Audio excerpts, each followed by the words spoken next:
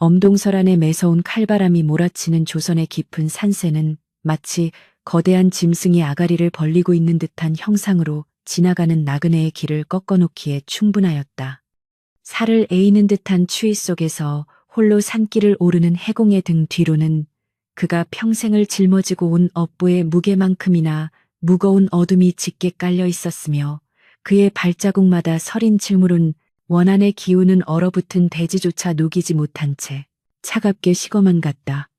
그는 본래 조정을 위해 칼을 휘두르던 무관이었으나 수많은 전쟁과 정적의 숙청 과정에서 손에 묻힌 선혈은 씻어낼 수 없는 낙인이 되어 그의 영혼을 좀먹어 들어가기 시작했다. 밤마다 들려오는 죽은 자들의 비명과 억울하게 목숨을 잃은 이들의 환영은 그를 미치게 만들었으며 결국 그는 화려한 관복을 벗어던지고 스스로 머리를 깎은 채 산속으로 숨어들었으나 부처의 자비조차 그의 피비린내 나는 과거를 덮어주지는 못했다. 해공의 가슴 속에 깊이 박힌 살기는 세월이 흘러도 가시지 않았고 오히려 시간이 흐를수록 더욱 선명해지는 망자들의 얼굴 때문에 그는 단 한순간도 편히 눈을 붙일 수 없는 지경에 이르렀다. 그가 법복을 걸치고 목탁을 두드려 보아도 연불 소리는 어느새 그가 죽인 이들의 단명하는 비명으로 변하여 귓가를 울렸고 사찰의 향내조차 썩어가는 시신의 악취로 느껴지는 참혹한 나날이 계속되었다. 그는 인과응보의 굴레에서 벗어나기 위해 팔도강산의 이름난 고승들을 찾아다녔으나 그들 모두 고개를 저으며 그의 업보가 너무나 깊어 현세의 수행으로는 결코 씻어낼 수 없다는 절망적인 대답만을 남긴 채 그를 외면하기 일쑤였다. 그러던 어느 날 이름 없는 노승으로부터 전해 들은 암자행이라는 기이한 절의 존재는 해공에게 있어서 마지막 희망이자 파멸로 이끄는 유혹의 덫이 되어 그의 발길을 백안산의 깊은 골짜기로 인도하게 되었다. 노승은 암자행에 대해 말하기를 그곳은 산자들의 지도가 아닌 죽은 자들의 원한이 그어놓은 핏길을 따라가야만 닿을 수 있는 금기의 성역이며 그곳에 발을 들이는 순간 모든 업보가 사라진다고 속삭였다. 하지만 노승의 눈빛에는 자비가 아닌 기이한 살기가 서려 있었음을 해공은 보지 못했거나 혹은 보고도 외면했으니 그것은 이미 그의 마음이 절망이라는 구렁텅이에 빠져 지푸라기라도 잡고 싶은 심정이었기 때문이었다. 암자행이라는 이름 자체가 죽음으로 가는 길이라는 불길한 의미를 담고 있음에도 불구하고 해공은 그것이 자신의 죄를 씻어줄 유일한 구원의 길이라 믿으며 험준한 산맥을 넘고 또 넘었다. 산을 오를수록 공기는 점점 더 차갑고 무거워졌으며 주변의 나무들은 마치 고통에 몸부림치는 인간의 팔다리처럼 기괴하게 뒤틀려 있어 보는 이로 하여금 등골이 오싹해지는 공포를 자아내기에 충분한 풍경이었다. 백안산의 깊은 심연으로 들어설수록 태양의 빛은 희미해져 갔고 사방은 마치 묵직한 먹물을 뿌려놓은 듯한 어둠이 깔리기 시작했는데 그 속에서 들려오는 이름 모를 짐승들의 울음소리는 마치 망자의 통곡 같았다. 해공은 가파른 절벽 옆에 좁은 길을 걸으며 자신의 발밑으로 펼쳐진 끝을 알 수 없는 낭떠러지를 내려다 보았고 그곳에서 피어오르는 안개가 마치 자신을 끌어당기는 죽음의 손길처럼 느껴져 소스라치게 놀라곤 했다. 그의 머릿속에서는 과거 자신이 베어 넘겼던 사람들의 목소리가 너 또한 우리와 같은 어둠 속에 갇히게 될 것이다라고 끊임없이 속삭였으며 해공은 그 환청을 떨쳐내기 위해 피가 나도록 입술을 깨물며 발걸음을 재촉했다. 산의 기운은 점점 더 흉흉해져 갔으며 공기 중에는 쇠비린내와 비슷한 기이한 냄새가 섞여 있어 해공은 구역질을 참으며 괴이한 기운이 발산되는 근원을 향해 몸을 내던지듯 나아갔다. 어느덧 해는 완전히 저물어 달빛조차 들지 않는 삭막한 밤이 찾아왔을 때 해공의 눈앞에는 도저히 절이 있을 것 같지 않은 험준한 바위 틈새로 희미한 등불 하나가 흔들리고 있는 것이 보였다. 그 등불은 누군가 인위적으로 켜놓은 것이라기보다는 마치 허공에 떠있는 도깨비 불처럼 기괴한 푸른 빛을 발산하고 있었으며 해공은 본능적으로 저곳이 바로 자신이 찾던 암자행의 입구임을 직감했다.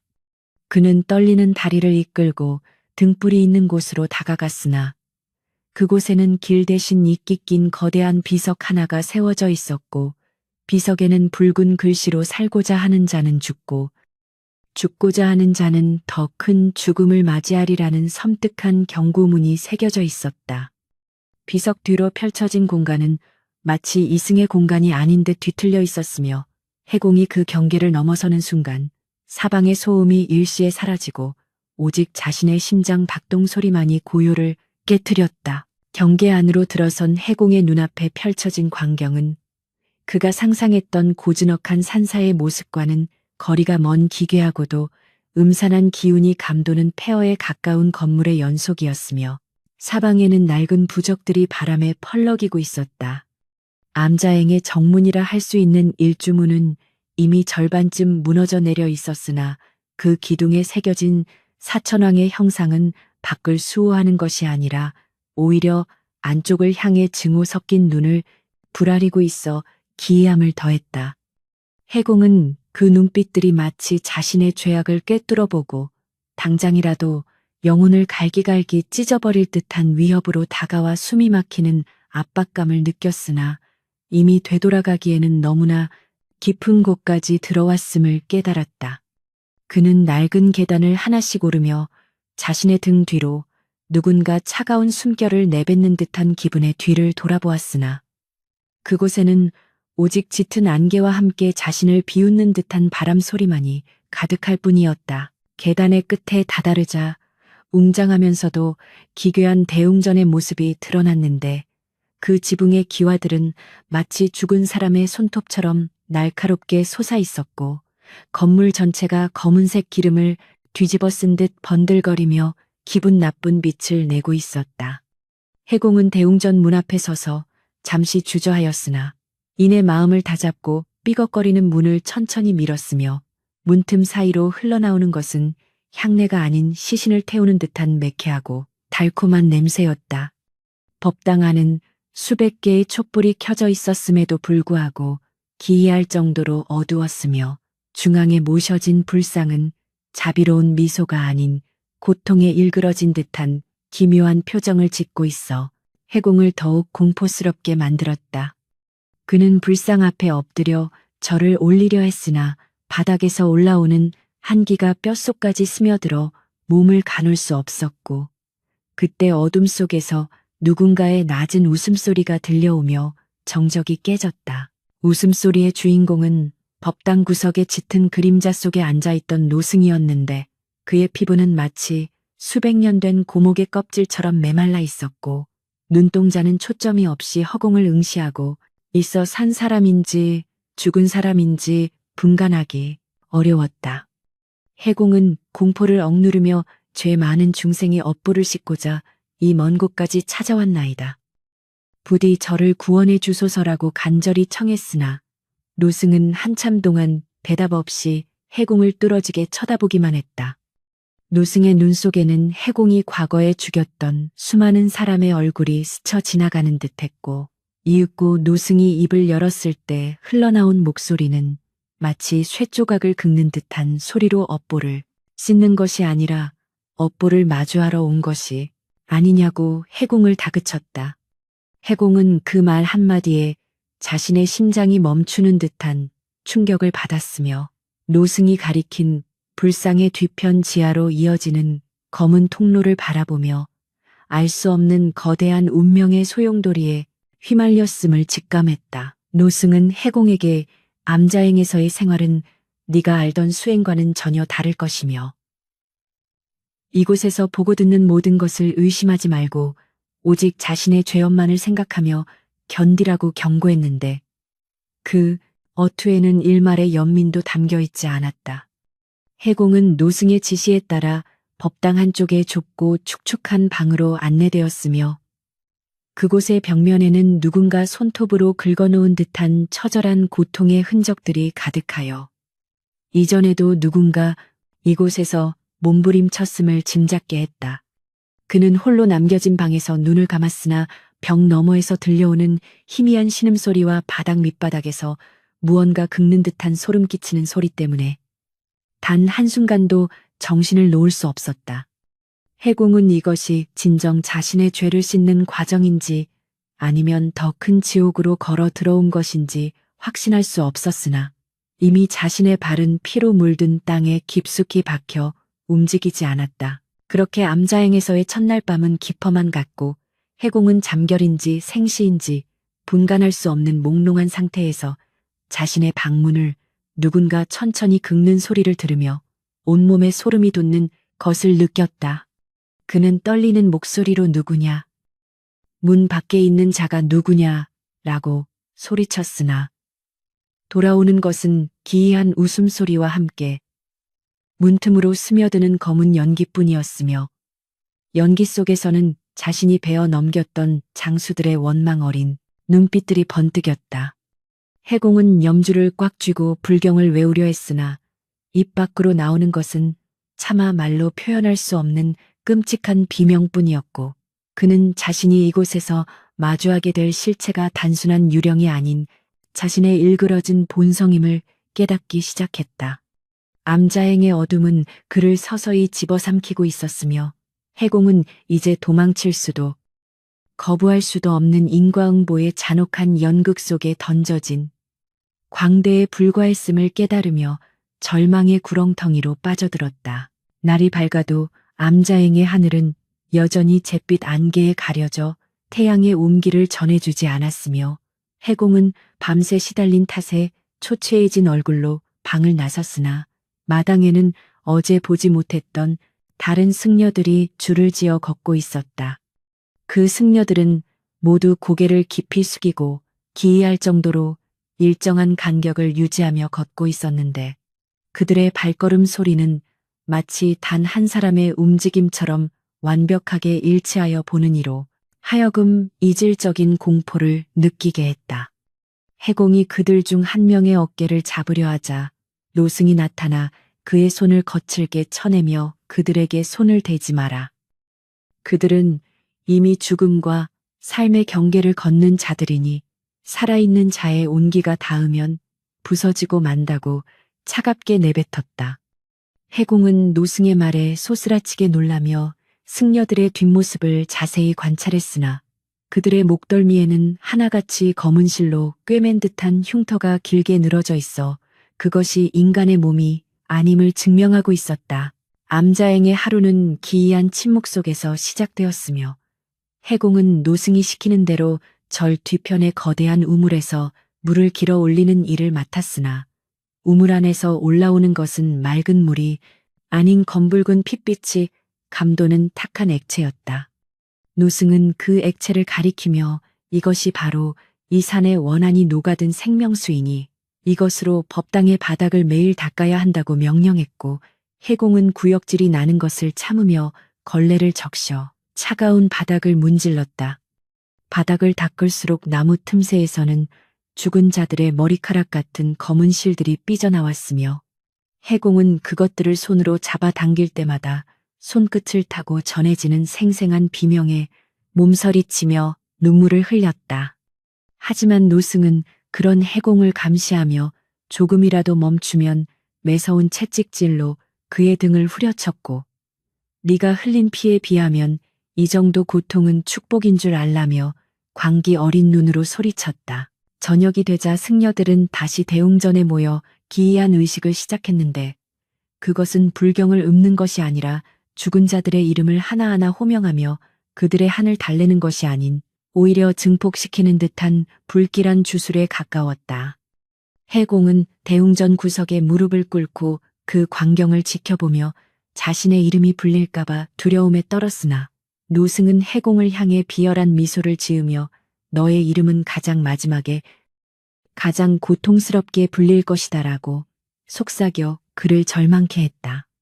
법당 바닥에 칠해진 핏빛 액체는 촛불에 반사되어 기괴한 문양을 만들어냈고 그 문양들이 살아 움직이며 해공의 다리를 칭칭 감아올 때마다 그는 자신의 영혼이 육체에서 분리되어 어둠 속으로 끌려 들어가는 듯한 착각에 빠졌다.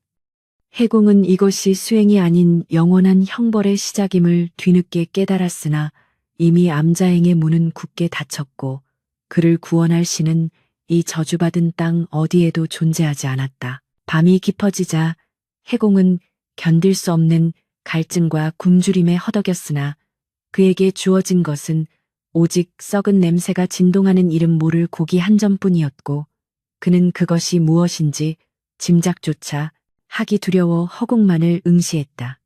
그는 방 안에서 들려오는 천장의 삐걱거림과 벽 너머의 흐느낌 속에서 자신이 죽였던 사람들의 이름을 하나씩 떠올리며 그들의 용서를 빌었으나 돌아오는 것은 비웃음 섞인 바람, 소리와 자신의 목을 조여오는 보이지 않는 손길뿐이었다.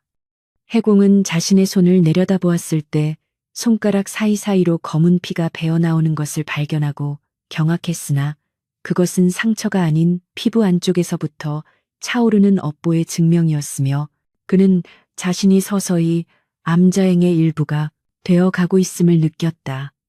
그는 소리를 지르려 했으나 목소리는 나오지 않았고 오직 가슴속 깊은 곳에서부터 끓어오르는 증오와 공포만이 그의 전신을 지배하며 긴 밤의 고통을 더욱 선명하게 각인시켰다.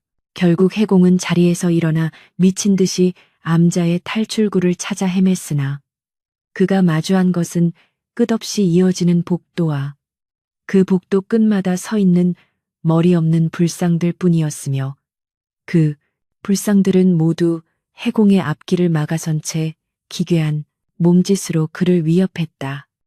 그는 어느덧 자신이 처음 들어왔던 일주문 앞에 다다랐으나 일주문 밖의 풍경은 그가 왔던 산길이 아닌 끝을 알 수 없는 핏빛 바다가 넘실거리고 있어 그를 절망의 나락으로 떨어뜨렸다.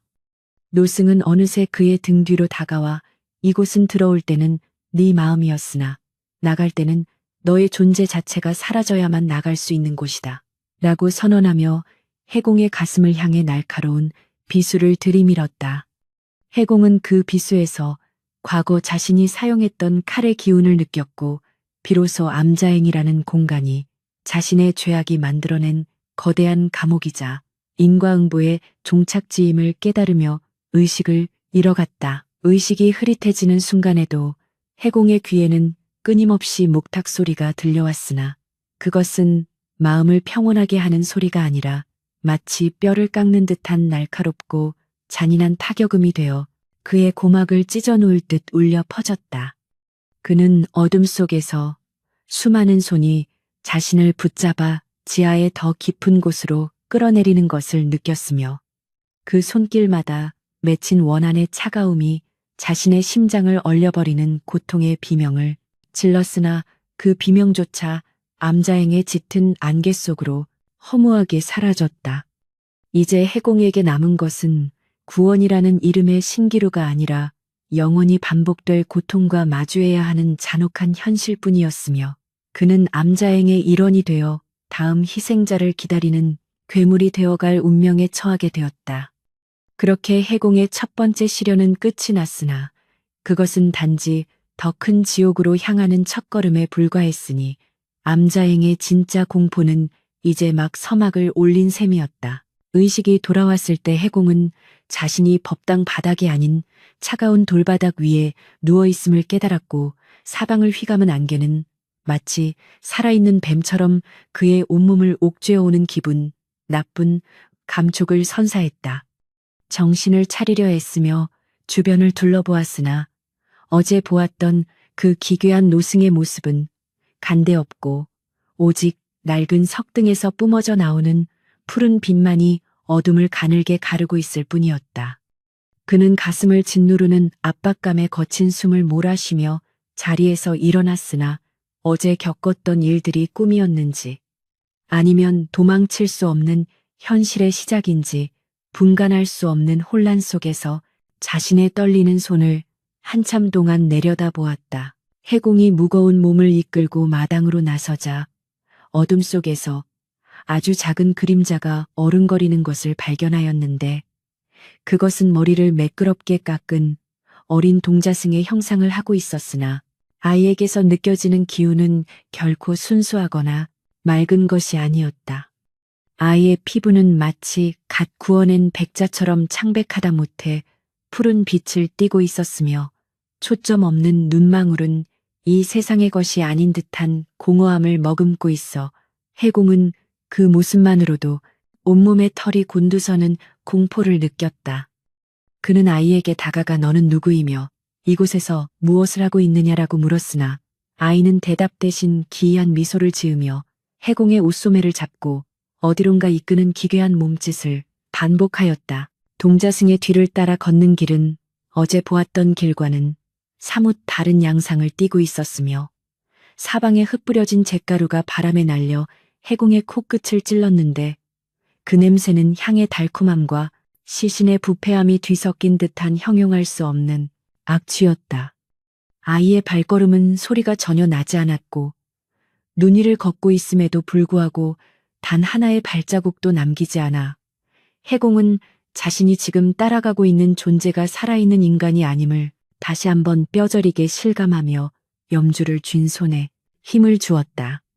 그는 몇 번이고 멈춰서서 돌아가려 했으나 그때마다 등 뒤에서 들려오는 수만 명의 통곡 소리가 그를 앞으로 밀어냈고 결국 그는 거대한 사천왕문 앞에 도달하여 그 기괴한 풍경을 마주하게 되었다. 사천왕문의 입구를 지키는 거대한 조각상들은 본래 외부의 사악한 기운을 막아내기 위해 밖을 향해 서 있어야 마땅하나 암자행의 사천왕들은 모두 고개를 기괴하게 꺾어 저리에 안쪽을 응시하고 있었으며 그 눈동자들은 마치 살아있는 생명체처럼 해공의 움직임을 따라 미세하게 움직였다. 조각상의 입가에는 말라붙은 검은 피가 점점이 박혀 있었고 손에 든 보검과 비판은 녹슬어 문드러진 채로 방치되어 있었으나 그곳에서 뿜어져 나오는 살기는 해공의 심장을 얼어붙게 하기에 충분하였다. 동자승은 사천왕의 발밑을 아무렇지 않게 지나치며 해공을 향해 어서 오라는 듯 손짓을 보냈고 해공은 거대한 압박감에 짓눌려 신음하면서도 보이지 않는 끈에 끌려가듯 그 문 안으로 발을 들여놓았다. 문 안으로 들어서자마자 해공의 시야를 가득 채운 것은 수백 개의 위패가 다닥다닥 붙어있는 거대한 탑이었는데 그 위패들에 새겨진 이름 중 일부는 해공이 과거 전장에서 자신의 팔에마 칼로 직접 베어 넘겼던 장수들과 병졸들의 이름이었음을 발견하고 그는 자리에 주저앉고 말았다. 그는 자신의 눈을 의심하며 이름을 하나하나 확인하였으나 오차 없는 그들의 이름 뒤에는 붉은 글씨로 살해당한 시각과 장소까지 상세히 기록되어 있어 이것이 단순한 우연이 아닌 누군가의 치밀한 저주임을 깨닫게 되었다. 동자승은 주저앉은 해공의 곁으로 다가와 차가운 손으로 그의 뺨을 어루만지며 이제야 자신의 자리를 찾으셨군요라고 속삭였고 그 목소리는 아이의 것이 아닌 수많은 망자가 한꺼번에 내뱉는 듯한 기괴한 공명이었다. 해공은 비명을 지르며 아이의 손을 뿌리쳤으나 아이는 어느새 저 멀리 안개 속으로 사라져 버렸고 그가 있던 자리에는 오직 해공의 과거 죄상을 낱낱이 기록한 낡은 두루마리 하나만이 바람에 파르르 떨며 놓여 있었다. 그는 두루마리를 펼쳐보려 했으나 손가락 끝이 불에 댄 듯 뜨거워져 포기하였고 대신 주변에서 들려오는 기이한 소리에 귀를 기울였는데 그것은 수많은 사람이 일정한 박자에 맞춰 땅을 밟는 소리이자 무거운 짐을 끌고 가는 듯한 마찰음이었다. 소리의 근원을 찾아 고개를 돌리자 어제 보았던 그 승려들이 다시 나타나 탑 주변을 돌기 시작했는데 그들의 발밑에서는 검은 액체가 배어나와 흰눈을 오염시키고 있었으며 그들의 눈은 이미 썩어 문드러져 텅 빈 구멍만이 남겨져 있었다. 승려들은 해공을 전혀 의식하지 않은 채 기계적인 동작으로 탑 주위를 돌며 연불이 아닌 저주 섞인 주문을 외우고 있었고 그 소리는 해공의 뇌를 파고들어 그의 이성을 마비시키고 영혼을 갉아먹는 듯한 극심한 고통을 안겨주었다. 해공은 귀를 막고 바닥을 뒹굴었으나 소리는 그의 내면에서부터 터져 나오기 시작했고 자신이 죽였던 이들의 원망 섞인 눈동자들이 허공에 떠올라 그를 향해 피눈물을 흘리며 다가오는 환각에 시달렸다. 죽여라. 네가 죽인 만큼 너 또한 죽어야 한다라는 음산한 속삭임이 사방에서 메아리쳤고 해공은 자신의 가슴을 손톱으로 핥히며 제발 이 지옥에서 벗어나게 해달라고 신을 찾았으나 그곳은 신조차 외면한 버려진 땅이었을 뿐이었다. 한참 동안 광기 어린 발작을 일으키던 해공이 다시 정신을 차렸을 때 주변은 다시 정적에 휩싸여 있었고 사라졌던 동자승이 다시 나타나 그의 앞에 김이 모락모락 나는 그릇 하나를 내려놓았는데 그 안에는 붉은 선혈이 섞인 듯한 기묘한 죽이 담겨 있었다. 아이는 생긋 웃으며 이것을 드셔야만 다음 의식을 견디실 수 있습니다라고 말했고 해공은 극심한 허기에 눈이 멀어 그것이 무엇인지 의심할 겨를도 없이 정신없이 죽을 들이켰으나 목구멍을 타고 넘어가는 것은 음식의 질감이 아닌 사람의 손가락뼈 같은 딱딱한 이물감이었다. 그는 그것을 뱉어내려 했으나 이미 죽은 그의 뱃속 깊숙이 자리 잡았고 그 순간 그의 온몸에 기이한 문양의 혈관들이 솟아오르며 인간으로서의 생기가 서서히 사라지고 대신 음산한 기운이 그 자리를 채워갔다. 죽을 마신 해공의 눈에는 이제 보이지 않던 것들이 보이기 시작했는데 암자행의 모든 건물은 나무가 아닌 인간의 뼈와 가죽으로 이어 붙여져 있었으며 기와 한 장 한 장마다 억울하게 죽은 영혼들의 얼굴이 박혀 고통스럽게 신음하고 있었다. 그는 자신이 딛고 선 땅조차 거대한 시체 더미 위에 세워진 것임을 깨닫고 실성한 듯 웃음을 터뜨렸으나 그의 웃음소리는 어느새 짐승의 울부짖음처럼 변하여 산천을 울렸고 하늘에서는 검은 눈이 내려 세상을 덮기 시작했다. 동자승은 그 광경을 흐뭇하게 바라보며 이제 곧 주지 스님께서 당신을 부르실 것입니다. 라고 말하며 해공의 손목을 잡고 대웅전 지하로 이어지는 은밀한 계단 앞으로 그를 안내하였는데 그곳에서는 심장을 울리는 거대한 고동 소리가 들려오고 있었다. 지하로 내려가는 계단은 끝이 보이지 않을 정도로 깊고 어두웠으며 계단 벽면에는 산채로 벽에 박힌 듯한 사람들이 눈을 부릅뜬 채 해공을 노려보고 있었으나 해공은 이제 그들에게서 공포가 아닌 묘한 동질감을 느끼며 서서히 무감각해져 갔다. 그는 자신의 손을 보았을 때 손톱이 날카롭게 자라나고 피부가 회색빛으로 변해가는 것을 목격했지만 그것을 막으려는 의지조차 이미 상실한 채 오직 아래에서 들려오는 부름에 응답하기 위해 발걸음을 옮길 뿐이었다. 계단의 끝에 다다르자 거대한 지하 광장이 나타났고 그 중앙에는 수천 개의 촛불로 둘러싸인 거대한 연못이 있었는데 연못의 물은 물이 아닌 검붉은 피로 가득 차 있었으며 그 위로 수많은 연꽃이 피어 있었으나 그것들은 모두 사람의 살점으로 만들어진 것이었다. 연못 중앙의 제단 위에 앉아 있는 것은 어제 보았던 그 노승이었으나 그의 모습은 이제 인간이라기보다는 거대한 검이나 지네와 같은 해괴한 형상으로 뒤틀려 있었고 그의 등 뒤에서는 수십 개의 사람 팔이 돋아나 기괴하게 움직이고 있었다. 노승은 해공을 향해 인자한 표정을 지으려 애썼으나 갈라진 입술 사이로는 검은 연기와 함께 지독한 악취가 뿜어져 나왔고 그는 해공을 향해 어서 오너라. 나의 새로운 육신이여라고 말하며 손을 뻗어 그의 영혼을 낚아채려 하였다.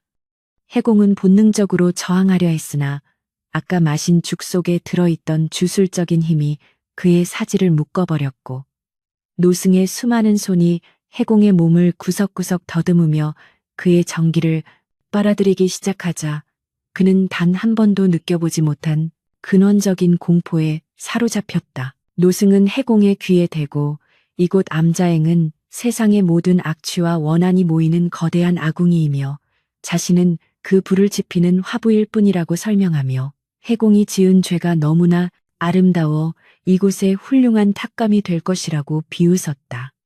해공은 과거 자신이 죽였던 연인과 동료들의 얼굴이 노승의 등 뒤에 도단한 팔 끝에 달려있는 것을 보고 절규하였으나 노승은 그 팔들을 휘둘러 해공의 얼굴을 가볍게 때리며 이들은 이제 모두 나의 일부이고 곧 너 또한 이들의 동료가 될 것이다라고 속삭였다.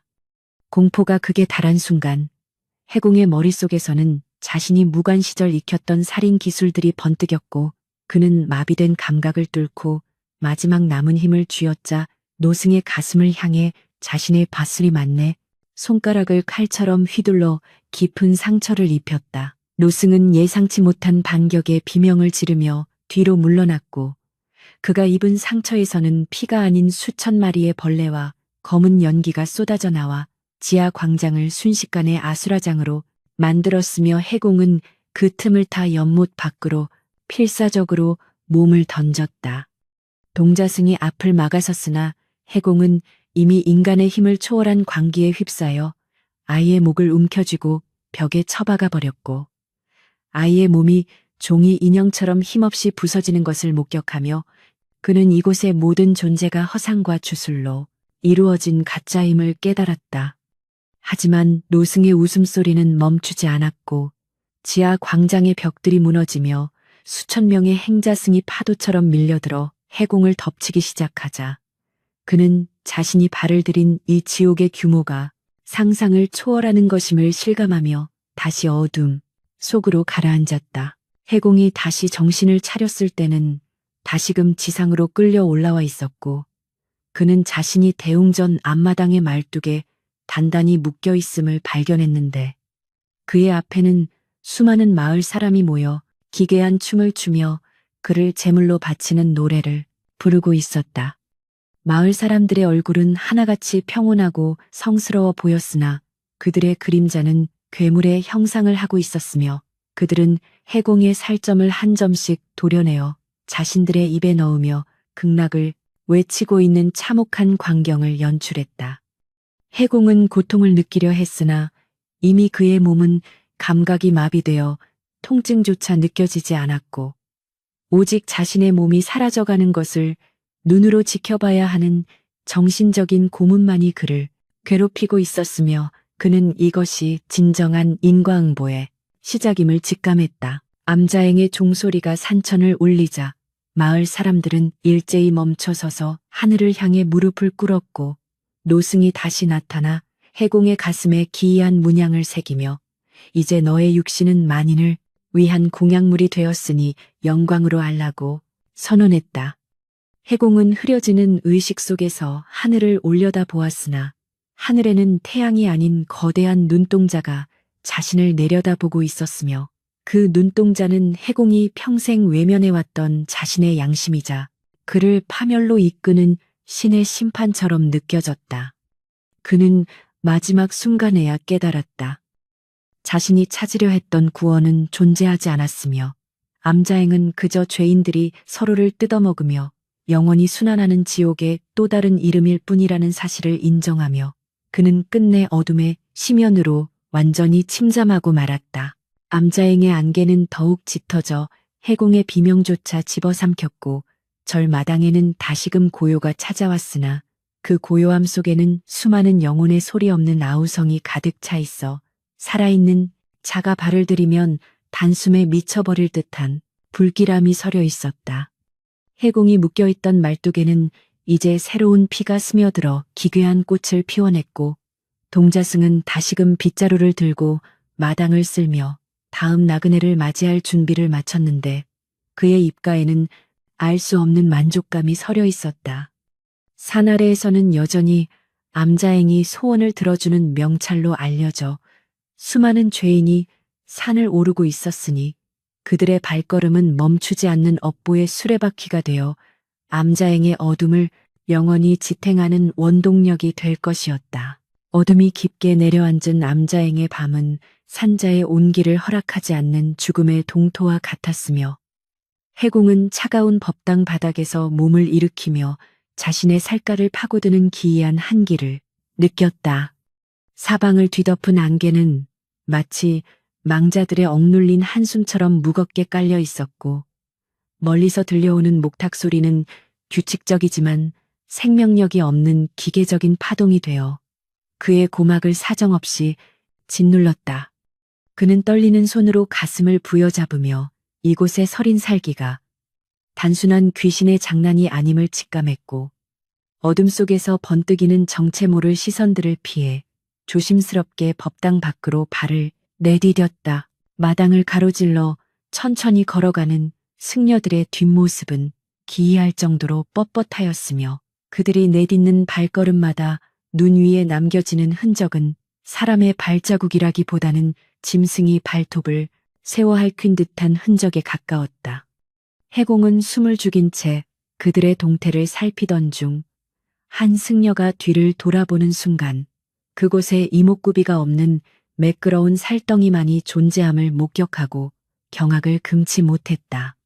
얼굴이 있어야 할 자리에는 오직 붉은 주술 문양만이 희미하게 빛나고 있었으며 그것은 마치 살아있는 생명체의 심장처럼 불길하게 고동치며 주변의 어둠을 빨아들이고 있었다. 그는 공포에 질려 뒤로 물러나려 했으나 발밑에서 들려오는 기이한 진동이 그의 움직임을 붙들었으며 그것은 땅속 깊은 곳에서 수천 명의 사람이 동시에 목탁을 두드리는 듯한 웅장하고도 섬뜩한 울림이었다. 대지는 살아있는 생물처럼 꿈틀거렸고 해공은 이 암자 자체가 거대한 무덤 위에 세워진 것이 아니라 무덤 그 자체가 암자의 형상을 하고 있음을 비로소 깨닫기 시작했다. 그는 이 기괴한 현상의 실체를 파악하기 위해 승려들이 모여드는 요사체의 뒤편으로 몸을 숨기며 그들이 행하는 은밀한 의식을 훔쳐보기로 결심하고 어둠 속으로 깊숙이 몸을 던졌다. 유사체의 낡은 문틈 사이로 흘러나오는 빛은 황급히 타오르는 촛불의 것이 아니라 썩어가는 시신에서 뿜어져 나오는 인광과도 같은 푸른 빛이었으며 그 안에서는 차마 눈뜨고 볼 수 없는 광경이 펼쳐지고 있었다. 승려들은 서로의 법복을 벗겨내고 있었는데 그들의 가사 아래에는 인간의 매끄러운 피부 대신 검은 새끼줄과 거친 삼배가 칭칭 감겨 있었으며 그 사이사이로 뒤틀린 뼈마디들이 튀어나와 있었다. 그들은 무표정한 얼굴로 서로의 떨어진 뼈를 다시 맞추고 풀어진 줄을 조여매며 마치 고장난 인형을 수리하듯 자신의 육체를 보수하고 있었던 것이다. 해공은 입을 틀어막으며 구역질을 참아내려 했으나 방 안에서 진동하는 지독한 유황 냄새와 썩은 고기 냄새가 그의 감각을 마비시켰으며 그가 딛고 선 바닥 밑으로 흐르는 검은 액체가 유사체 전체를 적시고 있었다. 승려 중 하나가 기괴한 관절 소리를 내며 고개를 돌리더니 해공이 숨어있는 문 쪽을 향해 누구냐. 아직 정화되지 않은 부정물이 문 밖에서 우리를 엿보고 있는가라고 쇳소리 섞인 목소리로 물었다. 해공은 등줄기에 소름이 돋는 것을 느끼며 필사적으로 숨을 참았으나 이미 방 안의 모든 시선이 그가 서 있는 문틈을 향해 집중되고 있었다. 그는 본능적으로 뒤를 돌아 달아나기 시작했으나 암자행의 마당은 어느새 끝을 알 수 없는 미로처럼 뒤틀려 있었고 아무리 달려도 다시 요사체의 앞마당으로 돌아오는 기이한 공간의 왜곡에 갇히고 말았다. 사방에서 들려오는 목탁 소리는 점점 더 빨라지며 그의 심장 박동을 강제로 조절하려 들었고 해공은 자신의 의지와 상관없이 다리가 무거워지며 점차 그들의 리듬에 동화되어가는 것을 느꼈다. 그는 자신의 손목을 내려다보았을 때 피부 아래에서 검은 실줄기들이 꿈틀거리며 올라오는 것을 발견하고 비명을 질렀으나 그의 목소리는 허공에서 부서져 사라질 뿐이었다.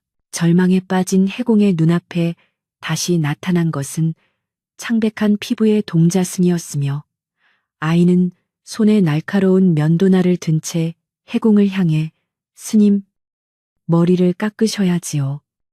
그래야 이곳의 일원이 되어 영원한 안식을 얻으실 수 있습니다.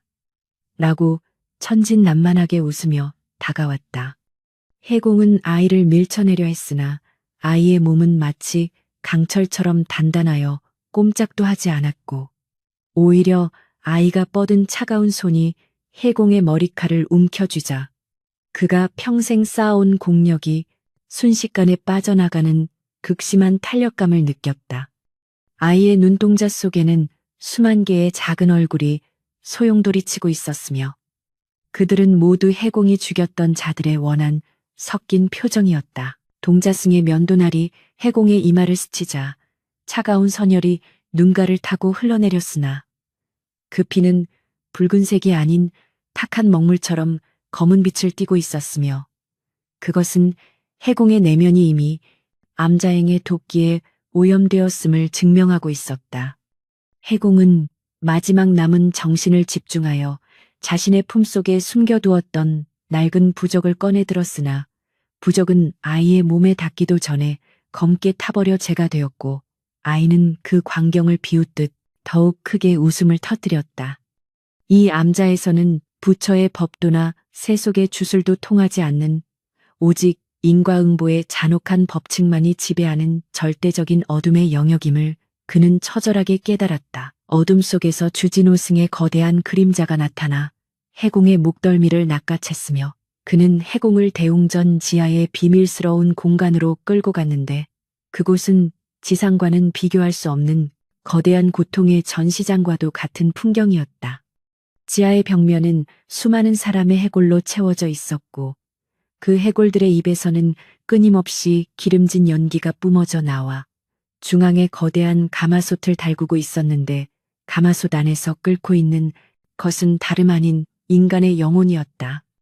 노승은 해공을 가마솥 앞에 세우며 보아라.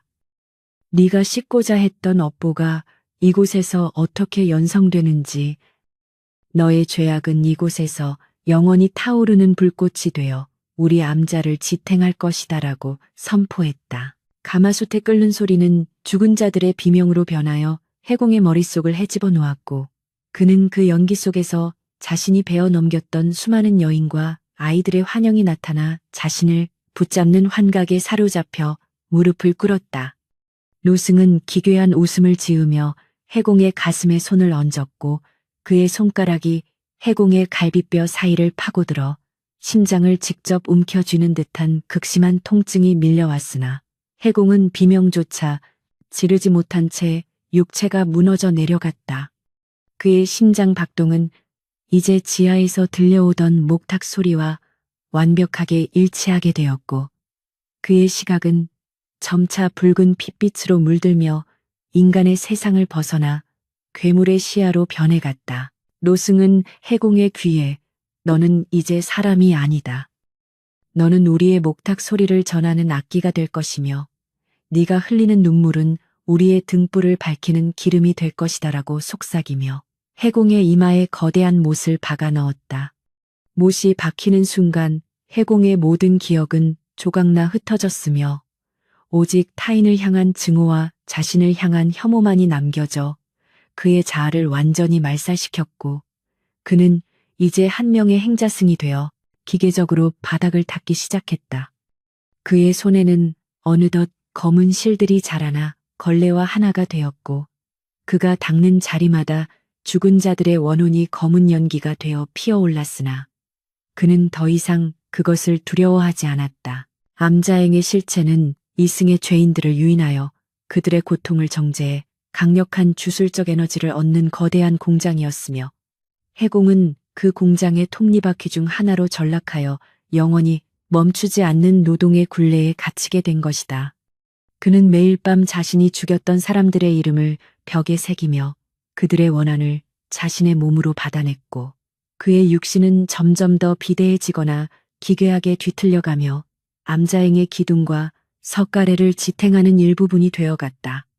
그는 가끔 제정신이 돌아올 때마다 자신이 서 있는 이곳이 지옥임을 깨닫고 탈출을 꿈꿨으나 그의 발은 이미 바닥과 한 몸이 되어 움직일 수 없었으며 오직 눈동자만이 공포에 질려 좌우로 흔들릴 뿐이었다. 그러던 어느 날 해공은 지하의 깊은 수로를 청소하던 중 수면 위로 비친 자신의 얼굴을 보게 되었는데 그곳에는 과거의 늠름했던 무관의 모습은 사라지고 오직 구더기가 들끓는 부패한 고기 덩어리만이 자신을 보고 비웃고 있음을 발견했다.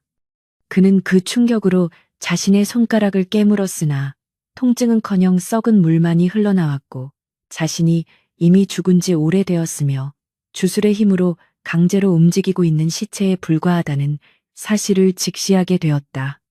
노승은 그런 해공의 뒤에서 나타나 이제야 진실을 보았느냐.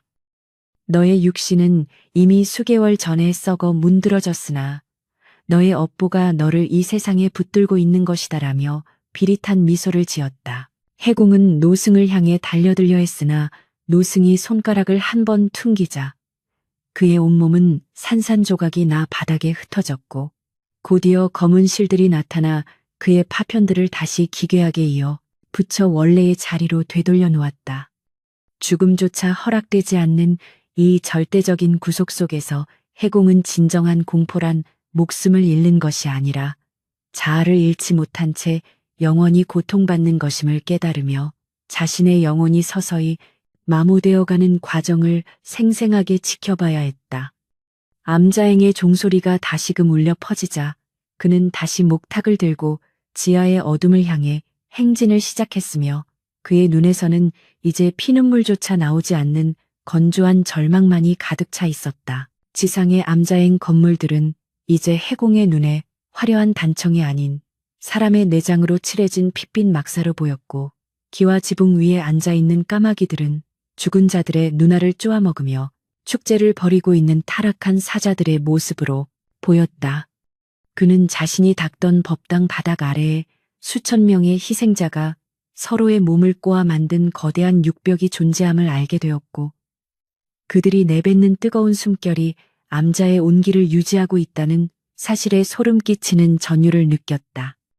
해공은 이제 자신이 그 육벽의 일부가 될 차례임을 직감하며 주지 노승이 내미는 거대한 대못을 향해 스스로 가슴을 내밀었고 그의 마지막 인간적인 의식은 그렇게 어둠 속으로 영원히 침잠해 갔다. 암자행의 밤은 여전히 차가웠고 산 아래 마을 사람들은 여전히 그곳을 소원 성취의 영험한 사찰이라 믿으며 기도를 올리고 있었으나 그들이 바치는 공양미와 시력도는 모두 지하에 가마솥을 지피는 연료가 되어 새로운 희생자를 기다리고 있었다. 해공의 이름은 이제 암자행의 비밀 장부에 기록되어 새로운 사천왕의 하나로 명명되었으며 그는 이제 입구를 지키며 자신과 같은 가련한 영혼들이 도망치지 못하도록 감시하는 사악한 수호자가 되어 그곳에 영원히 머물게 되었다. 어둠 속에서 다시 울려 퍼지는 목탁 소리는 이제 해공의 박동이 되었고 암자행의 안개는 그의 숨결이 되어 산 전체를 뒤덮으며 지나가는 행인들의 발목을 잡을 준비를 마쳤다. 해공의 영혼은 이미 암자행의 음산한 냉기에 잠식되어 가고 있었으나 그의 마음 한구석에는 여전히 과거의 영광과 권력에 대한 헛된 집착이 독버섯처럼 자라나고 있었으며 주지 노승은 그 비틀린 욕망을 꿰뚫어 보고 비릿한 미소를 지었다. 노승은 해공을 절의 가장 깊숙한 곳에 위치한 거대한 종각으로 인도하였는데 그곳에는 수백 년의 세월을 견딘 듯 거무죽죽하게 변색된 거대한 청동 대종이 기괴한 형상을 한 채 천장에 매달려 위압감을 뿜어내고 있었다. 종의 표면에는 알 수 없는 기괴한 주술 문양들이 어지럽게 새겨져 있었으며 종이 바람에 흔들릴 때마다 마치 살아있는 생명체가 내뱉는 듯한 낮은 신음소리가 흘러나와 해공의 등골을 오싹하게 만들었으나 그는 이미 돌이킬 수 없는 길에 들어섰음을 직감했다. 주지 노승은 해공의 어깨에 차가운 손을 얹으며 이 대종은 이승의 죄악을 태워 저승의 공덕으로 바꾸는 신성한 도구이나 그 대가로 가장 소중한 것을 바쳐야 한다는 감언이설로 그를 현혹하기 시작하였다. 노승의 목소리는 마치 뱀의 혀처럼 해공의 귓가를 파고들었으며 그가 겪고 있는 모든 고통과 죄책감을 단번에 씻어내줄 뿐만 아니라 전장에서 잃어버린 명예와 권세를 다시금 되찾아 주겠다는 달콤한 제안을 건네며 해공이 비틀린 욕망에 불을 지폈다. 해공은 잠시 주저하였으나 밤마다 자신을 괴롭히는 원혼들의 비명에서 벗어날 수만 있다면 악마에게 영혼이라도 팔겠다는 일념으로 노승이 내미는 날카로운 은장도를 받아들었고 그의 눈동자는 이미 이성을 잃은 채 광기로 번뜩이기 시작했다. 노승은 해공에게 종의 표면에 네가 죽인 자들의 이름을 너의 선열로 하나하나 새겨 넣으라고 명령하였으며 그것이 바로 피의 계약이자 네가 누릴 영화의 시작임을 강조하며 해공의 손목을 직접 그어 피를 내는 잔인함을 보였다. 해공은 자신의 손목에서 흘러나오는 검붉은 피를 손가락에 적셔 차가운 청동종의 표면에 첫 번째 이름을 적기 시작하였는데 그것은 자신이 처음으로 전장에서 배워 넘겼던 적장의 이름이었으며 이름을 적는 순간 종에서는 고막을 찢는 듯한 비명소리가 터져나왔다. 피가 닿은 청동은 마치 살아있는 피부처럼 부르르 떨리며 해공의 혈액을 빨아들였고 해공은 자신의 생명력이 조금씩 빠져나가는 것을 느꼈으나 동시에 알 수 없는 쾌락과 환희가 전신을 감싸는 기이한 체험을 하게 되었다. 그는 미친 듯이 두 번째, 세 번째 이름을 적어 내려갔으며 이름을 하나씩 채워갈 때마다 종의 빛깔은 더욱 불길한 붉은색으로 물들어갔고 종각 주변을 감싸고 있던 안개는 피비린내를 풍기며 더욱 짙게 깔려 이 세상을 지옥의 풍경으로 바꾸어 놓았다. 해공의 머릿속에서는 과거 자신이 누렸던 화려한 연애와 만인 위에 군림하던 권력의 기억들이 환상처럼 떠올랐으며 그는 이것이 진정한 구원이자 자신이 누려야 할 마땅한 권리라고 믿으며 손가락의 상처를 더욱 깊게 파내어 피를 쏟아냈다. 노승은 그 광경을 지켜보며 만족스러운 듯 낮은 웃음을 흘렸고 주변에 모여든 행자승들은 기괴한 몸짓으로 춤을 추며 해공의 타락을 축복하는 듯한 불길한 영가 링거를 부르기 시작하여 종각은 아수라장으로 변해갔다. 이름이 새겨질 때마다 종의 무게는 점점 더 무거워졌으며 그 무게는 고스란히 해공의 어깨와 가슴으로 전달되어 그의 뼈가 으스러지는 듯한 고통을 안겨주었으나 해공은 이미 주술의 마력에 취해 그 고통조차 달콤한 보상으로 받아들이고 있었다. 그는 자신이 죽인 부녀자와 아이들의 이름까지도 망설임 없이 적어 내려갔으며 마지막 글자를 완성하는 순간 종은 거대한 진동과 함께 스스로 소리를 내기 시작하였는데 그 소리는 맑은 종소리가 아니라 수천 명의 망자가 한꺼번에 내뱉는 절규의 집합체였다. 진동은 해공의 온몸을 타고 흘러 그의 장기를 뒤흔들었고 그의 피부 아래에서는 검은 실줄기들이 솟아올라 청동종의 무늬와 연결되며 해공과 종을 하나의 기괴한 생명체로 묶어버리는 끔찍한 결속이 완성되었다. 주진우승은 제단 앞으로 다가와 해공의 이마에 피 묻은 손가락으로 거꾸로 된 만자 왼즈를 새기며 이제 너의 영혼은 이 종의 파동과 하나가 되었으니 너는 죽어서도 이 절을 떠나지 못할 것이며 영원한 영화 속에서 고통받을 것이라고 선언하였다.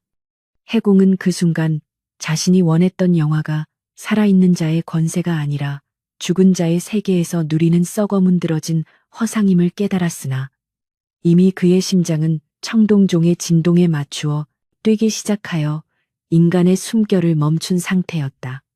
그의 눈에 비친 자신의 모습은 화려한 관복을 입은 대장군이었으나 그 옷 아래의 살점은 구더기가 들끓고 악취가 진동하는 시체에 불과하였으며 그는 이 잔혹한 모순 속에서 영원히 깨어날 수 없는 악몽에 갇히게 된 것이다. 해공이 작성한 피의 계약서는 종의 표면에 영구히 박제되어 지워지지 않는 낙인이 되었으며 그는 이제 암자행의 종직이이자 그 자체가 종의 부속품인 행자싱저로 거듭나게 되었으니 이는 그가 저지른 살생에 대한 가장 가혹한 인과응보의 결과물이었다. 노승은 해공의 손에 묵직한 당목 정묵을 쥐어주며 이제 매일 밤 상경이 되면 이 종을 쳐서 산 아래에 가련한 중생들을 이곳으로 불러 모으라고 명령하였고 해공은 자신의 의지와 상관없이 기계적으로 종을 향해 당목을 휘둘렀다. 종이 울릴 때마다 해공의 등 뒤에서는 과거 그가 죽였던 원혼들이 나타나 그의 살점을 뜯어먹으며 환호하였고 해공은 비명을 지르려 하였으나 그의 입에서는 오직 쇠소리 섞인 종소리만이 흘러나올 뿐이었다.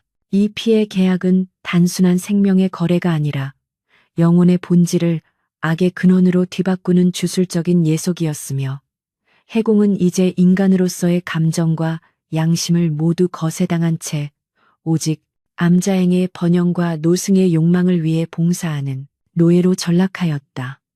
그는 가끔 종의 거울처럼 매끄러운 표면에 비친 자신의 흉측한 얼굴을 보며 눈물을 흘리려 하였으나, 그의 눈물샘에서는 오직 검은 기름만이 흘러나와 종의 표면을 더욱 오염시켰으며, 절망은 그의 유일한 동반자가 되어갔다. 암자행의 종소리는 이제 백안산 전체를 뒤덮는 저주의 신호탄이 되었고, 그 소리에 홀린 나그네들이 하나둘 암자의 정문을 들어설 때마다 해공은 그들이 겪게 될 참혹한 운명을 예견하며 소리 없는 통곡을 내뱉었다.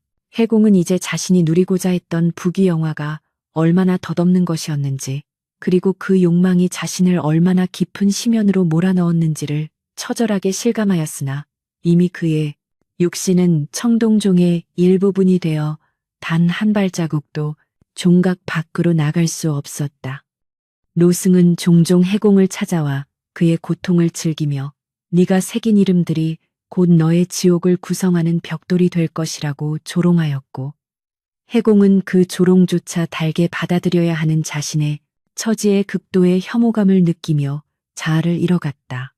밤이 깊어갈수록 종소리는 더욱 선명하고 잔인하게 울려 퍼졌으며, 그 소리는 산자들에게는 죽음의 유혹으로, 죽은 자들에게는 영원한 속박의 사슬로 작용하여 암자행의 어둠을 더욱 견고하게 지탱하는 힘이 되었다. 피의 계약으로 인해 해공의 감각은 기이하게 변질되어 이제 그는 소리로 세상을 보는 것이 아니라 죽은 자들의 원한의 농도로 세상을 인지하게 되었으며, 암자행 주변을 맴도는 수만 명의 귀신이 내뿜는 냉기가 그의 유일한 체온이 되었다. 그는 자신이 쳤던 종소리가 산아래 마을까지 닿아 사람들의 꿈속으로 침투하고 그들의 생기를 조금씩 갉아먹는 과정을 생생하게 느낄 수 있었고, 그 모든 죄악의 중심에 자신이 서 있다는 사실에 영혼이 갈기갈기 찢기는 고통을 겪었다. 하지만 그의 팔은 멈추지 않고 닭목을 휘둘렀으며, 종의 표면에 새겨진 이름들은 밤마다 붉게 타오르며 해공의 시력을 멀게 하였고, 그는 오직 어둠 속에서 들려오는 노승의 명령에 복종하는 기계적인 존재로 퇴화하였다. 노승은 해공의 헌신적인 고통 덕분에 암자행의 주술적 방어막이 더욱 강력해졌음을 기뻐하며, 지하 창고에 쌓인 수많은 금은 보화를 해공의 발밑에 쏟아부었으나, 해공에게 그것은 그저 차가운 돌덩어리에 불과하였으며, 오히려 그 보물들이 내뿜는 탐욕의 기운이 자신을 더욱 숨막히게 했다.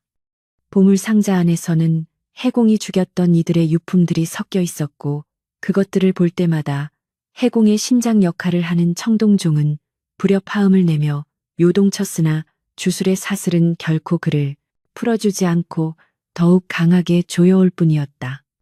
그는 자신이 그토록 갈망했던 부가 결국 자신을 매장하는 수혜가 되었음을 인정하며 고개를 떨구었고, 그의 머리카락은 어느새 종의 녹청색과 같은 색으로 변하여 그의 비인간적인 변모를 완성해가고 있었다. 계약의 효력은 시간이 흐를수록 더욱 강력해져 이제 해공은 자신의 의지로 눈을 감을 수도 숨을 멈출 수도 없는 상태가 되었으며, 오직 암자행의 종소리가 그서야만 잠시나마 의식의 끈을 놓을 수 있었으나, 노승은 단 한순간도 종소리가 끊이지 않게 해공을 채찍질했다.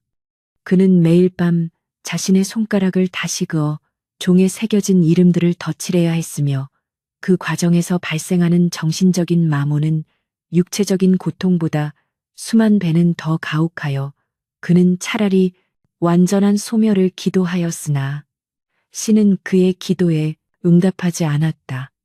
해공의 주변에는 이제 그를 동정하는 존재는 하나도 남지 않았으며, 오직 그의 살점을 노리는 굶주린 아기들과 그의 몰락을 비웃는 노승의 웃음소리만이 종각의 정적을 깨뜨리는 유일한 대화의 수단이 되어버린 참혹한 현실이었다. 그렇게 해공은 암자행이라는 거대한 지옥의 톱니바퀴로 완전히 동화되었으며 그의 존재 자체는 이제 사라지고 오직 피의 종소리라는 공포의 대명사만이 백안산 주변에 전설처럼 떠돌게 되었으니 이것이 바로 탐욕의 눈먼 무관이 맞이한 최후의 모습이었다. 그는 가끔 구름 사이로 비치는 달빛을 보며 자신이 인간이었던 시절의 단편적인 기억을 떠올리려 애썼으나 그 기억들조차 종소리의 진동에 파묻혀 조각조각 부서져 내렸고 이제 그에게 남은 것은 오직 다음 종을 치기 위한 기계적인 근육의 움직임뿐이었다.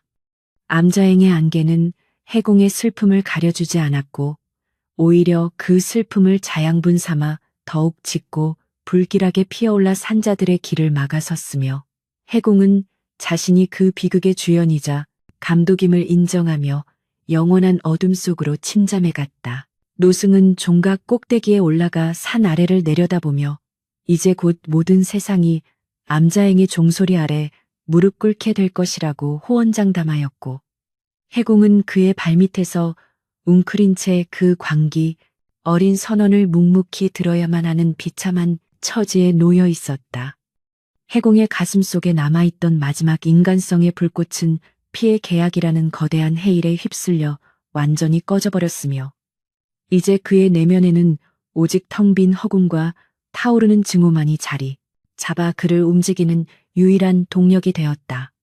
암자행의 종소리는 멈추지 않았고 그 소리가 울려 퍼질 때마다 산맥의 전기는 조금씩 파괴되어 갔으며 해공은 자신이 저지른 계약의 무게가 온 세상을 멸망으로 이끌 수도 있다는 사실을 깨달으며 끝없는 절망의 나선으로 떨어져 내려갔다. 결국 해공은 자신이 겪는 이 고통이 결코 끝나지 않을 것임을 그리고 이것이 자신이 저지른 무수한 살생에 대한 정당한 대가임을 받아들이는 순간 그의 육신은 완전히 청동으로 굳어버려 종의 일부가 되었으며 오직 그의 영혼만이 종 안에서 영원히 비명을 지르게 되었다.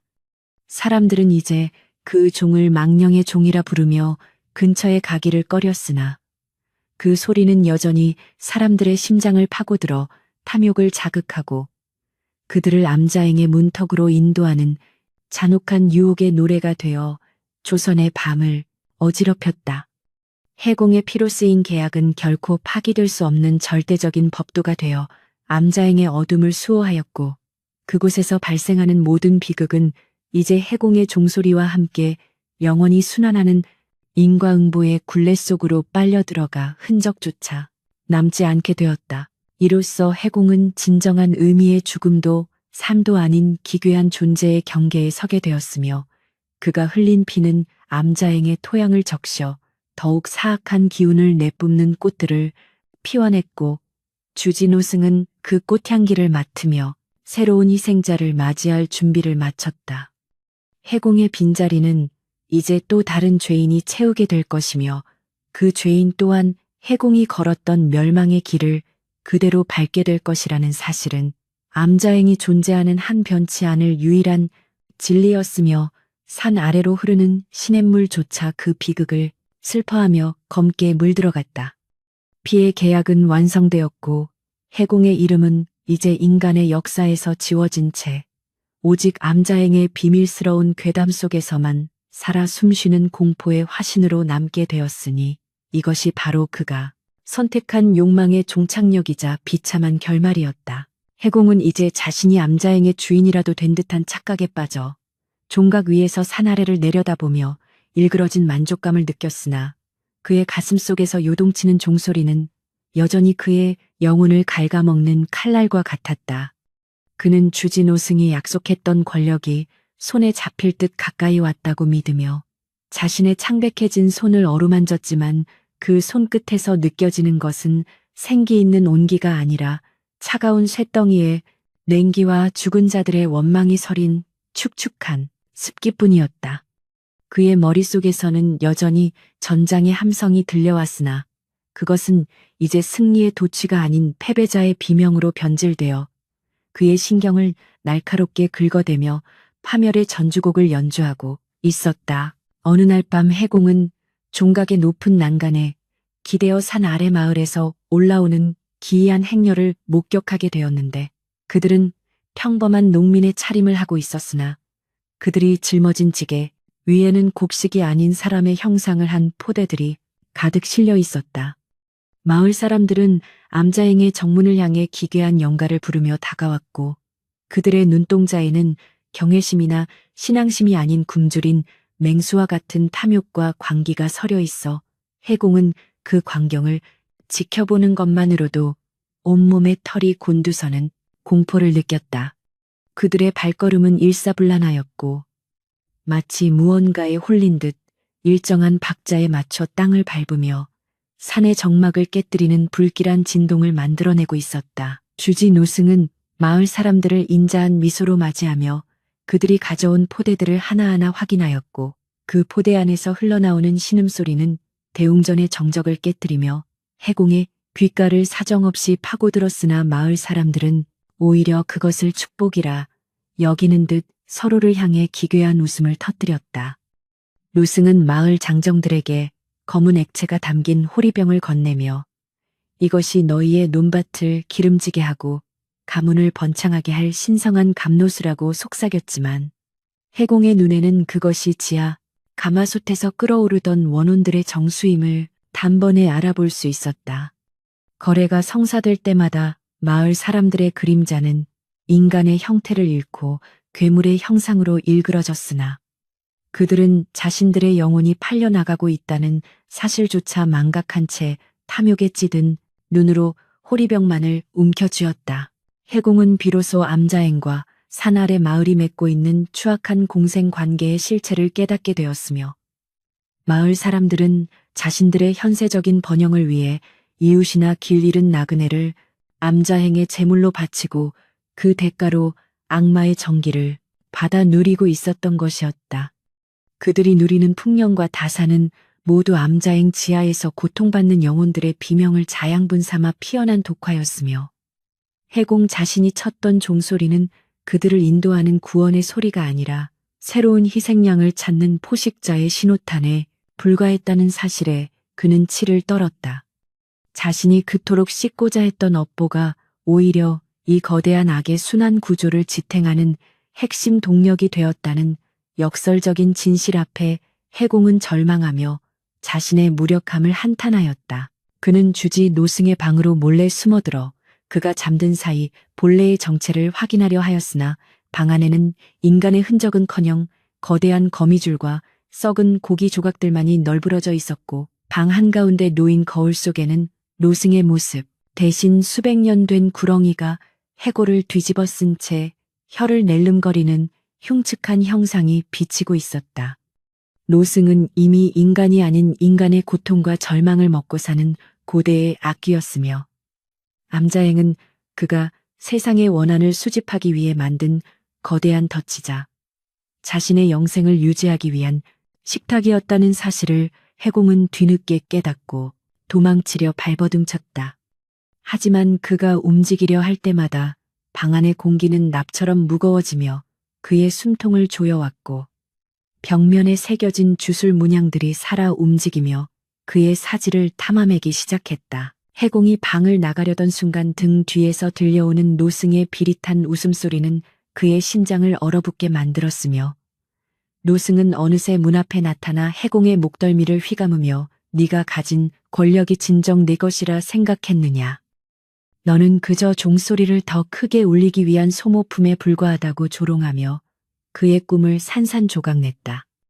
해공이 쥐고 있던 권능은 노승이 잠시 빌려준 환상일 뿐이었으며 피의 계약으로 묶인 해공의 영혼은 이제 노승의 허기를 채워줄 가장 맛있는 공약물이 되어 서서히 소화될 처지에 놓였음을 직감한 그는 자신의 어리석음을 뼈저리게 한탄하였다.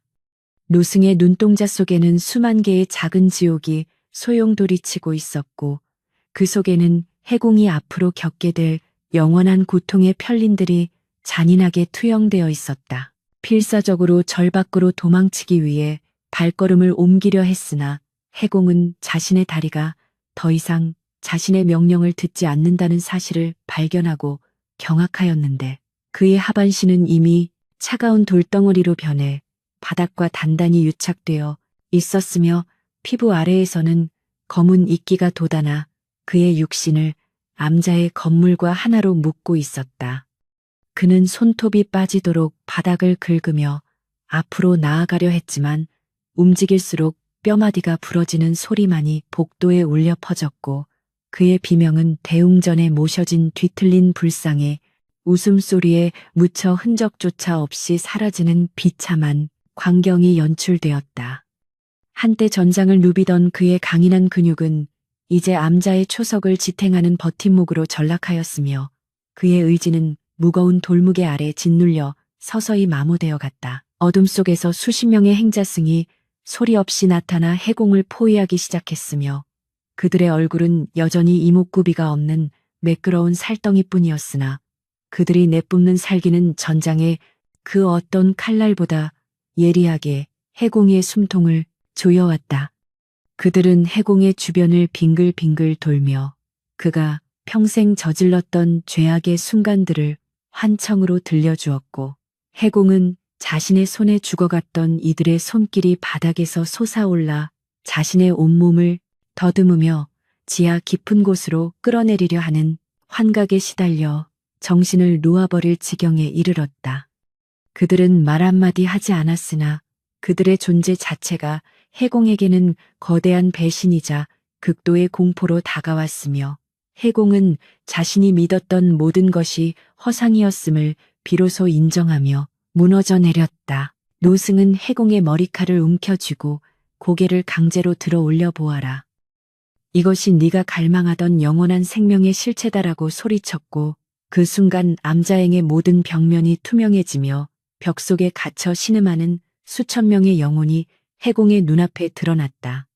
그들은 모두 한때 해공처럼 욕망에 눈먼 자들이거나 마을 사람들에게 속아 이곳으로 끌려온 가련한 중생들이었으며 이제는 암자의 석가래와 기둥이 되어 영원히 끝나지 않는 고통의 무게를 견디며 노승의 거처를 지탱하는 비참한 건축 자재로 전락해 있었음을 목격하고 해공은 절규했다. 그들의 일그러진 얼굴 하나하나가 해공의 가슴을 난도질하였고 노승은 그 비명을 감상하며 세상에서 가장 아름다운 음악을 듣는 듯한 표정을 지어 해공을 더욱 절망케 하였다. 공포가 극에 달한 해공은 자신의 눈을 파내려 하였으나 그의 팔조차 어느새 검은 새끼줄로 변하여 노승의 명령에 따라 움직이고 있었으며 그는 자신의 육체가 서서히 해체되어 암자의 일부분으로 재조립되는 과정을 생생한 감각으로 지켜봐야 하는 지옥 같은 고문을 겪어야 했다. 노승은 해공의 심장을 꺼내 대종의 내부에 매달며 이제부터 너의 심장 소리가 곧 이 산의 죽음을 알리는 신호가 될 것이라고 선언하였고 해공은 자신의 존재가 소멸해가는 과정 속에서도 끝내 사라지지 않는 의식 때문에 더욱 처절한 지옥을 맛보아야만 했다. 육체적인 통증보다 더 가혹한 것은 자신이 사랑했던 모든 가치가 부정당하고 오직 악의 도구로만 쓰이게 된다는 정신적인 파멸이었으며 해공은 그 끝없는 추락 속에서 자아의 끈을 놓으려 애썼다. 산 아래 마을에서는 해공의 비명이 종소리가 되어 들려올 때마다 사람들이 풍요를 기원하며 술판을 벌이고 있었으며 그들이 마시는 술은 해공의 눈물과 피가 섞인 독주였으나 탐욕에 눈먼 그들에게는 그 무엇보다 달콤한 신의 선물로 느껴졌으니 이것이 바로 암자행이 만들어낸 인과응보의 완성된 형태였다. 마을 아이들은 종소리에 맞춰 춤을 추며 장차 자신들도 암자행의 위대한 행자가 되겠다고 다짐하는 참혹한 광경이 달빛 아래 펼쳐졌으며 해공은 그 아이들이 겪게 될 미래가 자신의 비참한 현재와 다르지 않음을 예견하며 소리 없는 통곡을 내뱉었다. 그들의 순수함조차 암자행의 도끼에 오염되어 광기로 변해가는 모습은 해공이 마주한 가장 잔혹한 배신의 장면 중 하나로 그의 영혼에 깊은 상처를 남겼다. 이제 해공에게 남은 것은 도망칠 수 있다는 희망도 자신을 구해줄 신에 대한 믿음도 아닌 오직 영원히 계속될 고통에 대한 무감각한 수용뿐이었으며 그는 자신이 저지른 살생의 무게가 이토록 거대한 어둠의 제국을 건설하는 밑거름이 되었다는 사실에 영혼의 밑바닥부터 무너져 내렸다. 그는 어둠 속에서 빛나는 노승의 눈동자를 보며 자신 또한 언젠가는 저 노승처럼 인간의 탈을 쓴 괴물이 되어 새로운 희생자를 맞이하게 될 것임을 깨닫고 그 운명의 수레바퀴를 멈추고 싶어 했지만 그의 의지는 이미 노승의 강력한 주술 아래 산산조각이 나 있었다. 절망은 안개처럼 그를 잠식하였고 그는 이제 빛을 그리워하기보다 차라리 완전한 어둠 속에서 감각이 마비되기를 간절히 기도하며 자신의 정체성을 포기하였다. 암자행의 공기는 이제 숨을 쉴 때마다 폐부를 찌르는 가시가 되어 해공의 내장을 헤집어 놓았고 사방에서 들려오는 목탁 소리는 그의 뇌세포 하나하나를 파괴하며 그를 단순한 고통 반응 기계로 전락시키고 있었으며 그는 자신이 인간이었던 시절의 이름조차 잊어가기 시작했다. 그는 가끔씩 들려오는 전장의 말발굽 소리와 부하들의 함성을 환청으로 들으며 과거로 돌아가고 싶어 했지만 그가 돌아갈 수 있는 유일한 장소는 피칠갑이 된 전장과 그곳에서 만들어진 수많은 시체의 더미뿐임을 암자의 그림자들이 끊임없이 속삭이며 그를 조롱하였다. 환청은 현실보다 더욱 선명하게 그를 괴롭혔고 그는 자신이 지은 죄의 목록을 머릿속으로 끊임없이 되뇌며 스스로를 자책하는 악순환의 굴레에서 벗어나지 못하고 점점 피폐해져 갔다. 해공은 결국 모든 저항을 포기하고 노승의 발밑에 엎드려 자신을 이 어둠의 도구로 써달라고 애원하였으며 그 순간 그의 온몸을 덮고 있던 이끼들이 꽃을 피우며 그의 인성을 완전히 말살시키고 그를 암자행의 완벽한 부속품으로 변모시켰다. 그의 눈은 이제 빛을 보지 못하고 오직 타인의 고통과 공포만을 감지하는 심한으로 대체되었으며 그의 입에서는 염불 대신 저주 섞인 주문들이 흘러나와 주변의 행자승들을 독려하고 새로운 지옥의 질서를 세우는 데 일조하기 시작하였으니 이것이 바로 배신의 끝이자 공포의 완성이었다. 인간으로서의 마지막 자부심조차 노승의 발길질 아래 부서져 가루가 되었고 해공은 이제 이름 없는 어둠의 사도로서 암자행의 영원한 밤을 수호하는 잔인한 수호자가 되어 자리를 지켰다. 노승은 만족스러운 듯 해공의 머리를 쓰다듬으며 이제 너는 나의 가장 충실한 수족이자 이 암자의 영원한 수호자가 되었다고 축복하였지만 그 축복은 해공에게 있어서 그 어떤 저주보다 참혹한 선고였으며 그는 이제 영원한 업보의 굴레 속에서 결코 깨어나지 못할 잠에 빠져들었다. 암자행의 안개는 더욱 짙어져 산 전체를 이승에서 격리시켰고 해공의 의식은 이제 대종의 진동과 완벽히 동화되어 다음 날 밤 새로운 희생자를 부르기 위한 종소리를 준비하며 어둠 속으로 완전히 침잠해 갔으며 그곳에는 오직 끝을 알 수 없는 절망만이 가득 차 있었다. 배신은 일상이 되었고 공포는 공기가 된 암자행에서 해공의 존재는 이제 하나의 전설이 아닌 실제 않은 악몽이 되어 조선의 산맥을 타고 영원히 흐르게 될 것이었다. 하반신이 바위로 변해가는 감각은 해공에게 말로 다할 수 없는 근원적인 공포를 안겨주었으며 그는 자신의 손가락 끝에서 배어나오는 진액이 암자의 바닥재인 움칠과 섞여 기괴한 광택을 내는 것을 속수무책으로 지켜보았다. 한때 전장을 누비던 강인한 다리는 이제 암자의 초석을 지탱하는 버팀목이 되었고 그 위에 쌓아 올려진 기둥들은 해공의 척추와 연결되어 그가 숨을 쉴 때마다 건물 전체가 미세하게 떨리는 기묘한 일체감을 형성하게 되었다. 그는 자신이 거대한 생명체인 암자행의 신경계가 되었음을 깨닫고 자신의 고통이 곧 암자의 존재 이유가 된다는 사실에 구역질을 하려 했으나 굳어버린 목구멍은 오직 마른 신음만을 뱉어낼 뿐이었다. 마을 사람들은 재물을 바치고 돌아가는 길에 종각을 향해 일제히 고개를 숙여 절을 올렸는데 그들의 이마에는 해공이 종에 새겼던 이름들과 같은 붉은 표식이 선명하게 박혀 있어 그들 또한 이미 암자행의 주술적 노예임을 증명하였다. 그들은 서로의 귀에 대고 올해는 더 많은 수확을 거둘 것이라며 희희낙낙하였고 그들의 웃음소리는 산천의 전기를 말려버리는 도끼가 되어 해공의 귓전을 때렸으나 해공은 이제 그들에게 경고할 혀조차 굳어버려 그저 소리 없는 비명을 삼켜야만 했다.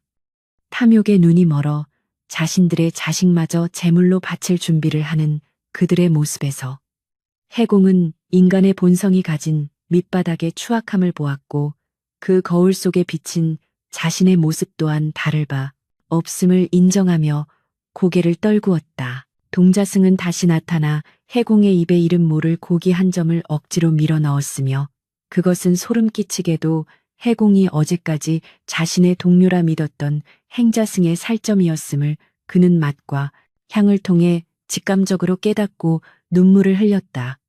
하지만 그 눈물조차 곧바로 검은 액체로 변하여 그의 뺨을 태우며 흘러내렸고 고기의 기운이 전신에 퍼지자 해공의 내장에서는 굶주린 아귀들이 요동치는 듯한 극심한 허기가 발생하여 그는 이제 자신의 살점이라도 뜯어먹고 싶은 광기에 휩싸게 되었다. 포식과 피포식의 경계가 허물어진 암자행에서 해공은 이제 하나의 생명체가 아닌 서로가 서로를 갉아먹으며 연명하는 거대한 식욕의 사슬 속에 완벽하게 편입되어 인간의 존엄성을 완전히 상실하고 말았다. 암자의 벽면 사이사이에는 해공이 예전에 사랑했던 정인과 그에게 충성을 맹세했던 부하들의 얼굴이 가죽만 남은 채 박혀 있었으며 그들은 눈동자도 없는 눈으로 해공을 바라보며 우리가 이곳에 온 것은 모두 당신의 욕망 때문이었다고 원망 어린 속삭임을 건넸다. 해공은 그들의 목소리를 부정하려 했지만 암자행의 모든 석가래와 대들보는 그의 과거 행적들이 만들어낸 거대한 죄악의 증거물이었으며 그는 자신이 만든 이 지옥의 건축물 안에서 영원히 죄수이자 간수로 살아가야 하는 운명임을 수용했다. 벽 속의 얼굴들은 밤마다 합창하듯 흐느끼며 해공의 수면을 방해했고 그는 그들의 원망을 자장가 삼아 자신의 영혼이 서서히 썩어 들어가는 과정을 묵묵히 지켜보는 것 외에는 할 수 있는 일이 없었다. 노승은 해공의 귀에 대고 인과응보란 결코 외부에서 오는 것이 아니라 자신의 내면에서 자라난 씨앗이 맺은 열매임을 강조하며 네가 뿌린 피가 이 암자에 토양되었으니 이보다 더 공정한 심판이 어디 있겠느냐고 조롱하였다. 해공은 그 말에 반박하고 싶었으나 자신의 심장 박동이 노승의 목소리와 공명하며 점차 인간의 감정을 거세해가는 것을 느끼고는 마침내 모든 항거를 멈추고 어둠이 주는 기만적인 평온함 속으로 자신의 영혼을 던져버리기로 결심하기에 이르렀다. 노승의 논리는 완벽했고 해공의 죄악은 그 논리를 뒷받침하는 가장 강력한 증거가 되었기에 그는 이제 스스로를 악마라 칭하며 암자행의 어둠 속으로 기꺼이 발을 들여놓는 타락의 과정을 완성해 나갔다. 심장이 대종의 추로 바뀌는 순간 해공은 자신의 가슴 중앙이 텅 비어버리는 듯한 공허함을 느꼈으나 곧이어 종이 울릴 때마다 전신을 관통하는 거대한 진동이 그 공허함을 파괴적인 희열로 채워가는 것을 경험하며 점차 인간의 성질을 상실해갔다. 그의 혈관은 이제 피가 아닌 산물과 같은 뜨거운 액체로 가득 차올랐으며 그가 숨을 내뱉을 때마다 입가에서는 검은 연기와 함께 쇠비린내가 풍겨나와 그가 이미 지옥의 화마를 품은 괴물로 진화했음을 만천하에 공포스럽게 알리고 있었다. 그는 이제 자신의 고통을 종소리에 실어 산 너머로 보내는 것을 유일한 생의 낙으로 삼게 되었고 그 소리에 고통받는 생명체들의 반응을 느끼며 기괴한 전율을 느끼는 비인간적인 존재로 변모해갔다. 달빛이 구름에 가려지고 암자행의 완전한 칠흑의 어둠이 찾아왔을 때 절의 건물들은 마치 살아있는 생명체처럼 꿈틀거리며 그 형태를 바꾸었는데 기와들은 날카로운 이빨이 되어 하늘을 향해 솟구쳤고 단청의 문양들은 눈알이 되어 사방을 감시하였다. 해공은 그 거대한 생명체의 뇌수가 된 듯한 기분을 느끼며 암자 전체의 감각을 자신의 것처럼 공유하게 되었고 산맥을 타고 흐르는 모든 생명체의 공포를 자신의 영양분으로 삼아 더욱 거대해지는 자신의 자아를 목격하며 기괴한 만족감에 젖어들었다. 그는 이제 암자행의 안과 밖이 따로 없음을, 자신이 곧 암자이고 암자가 곧 자신임을 선언하며 우주적인 규모의 악의 화신으로 거듭나기 위한 마지막 변태의 과정을 묵묵히 견뎌냈다. 그의 곁을 지나가던 한 행자승이 잠시 멈춰서서 해공의 손을 잡았는데 그 손길은 기이하게도 해공이 전장에서 잃었던 동생의 체온과 닮아 있었으나 행자승이 고개를 들었을 때 그곳에는 오직 뻥 뚫린 구멍만이 존재하여 해공의 마지막 희망을 무참히 짓밟았다. 행자승의 구멍난 입에서는 형님, 왜 이제야 오셨습니까? 이곳은 당신이 그토록 찾던 극락입니다. 라는 환청이 들려왔고 해공은 자신의 동생조차 이미 이 암자의 일부가 되어 고통받고 있었다는 사실의 정신적 붕괴를 일으키며 미친 듯이 웃어댔다. 그 웃음소리는 대웅전의 천장을 뚫고 하늘로 솟구쳐 올랐으나 돌아오는 것은 차가운 달빛의 냉소와 자신을 억누르는 육중한 석조 건물의 무게뿐이었기에 그는 다시금 침묵의 심연으로 가라앉았다. 산 자체가 비명을 지르는 듯한 거대한 울림이 지각을 뚫고 올라왔으며 그것은 암자행이 삼켜버린 수만 명의 원혼이 내뱉는 합창이었고 해공은 그 불협화음 속에서 자신의 존재가 먼지처럼 흩어져 거대한 악의 구름으로 승화되는 것을 생생하게 느꼈다. 그는 이제 자신이 해공이라는 인간임을 증명할 그 어떤 흔적도 남지 않았음을 깨달았고 오직 암자행의 일부로서 새로운 희생자를 유혹하고 파멸시키는 잔혹한 본능만이 그의 영혼을 지배하는 유일한 법칙으로 남게 되었음을 받아들이며 고개를 숙였다. 대지는 진동하고 산천은 통곡하였으나 암자행의 중심에 선 해공은 이제 그 모든 혼란을 지휘하는 공포의 마에스트로가 되어 영원히 멈추지 않는 비극의 지휘봉을 휘두를 준비를 마쳤다. 노승은 해공의 마지막 인간적인 의식이 사라지는 것을 확인하고는 대웅전의 문을 굳게 닫으며 이제 진정한 연회가 시작될 것이라고 선언하였고 암자행의 모든 불빛은 일시에 푸른색으로 변하여 산자들의 접근을 불허하는 영원한 죽음의 영역임을 선포하였다.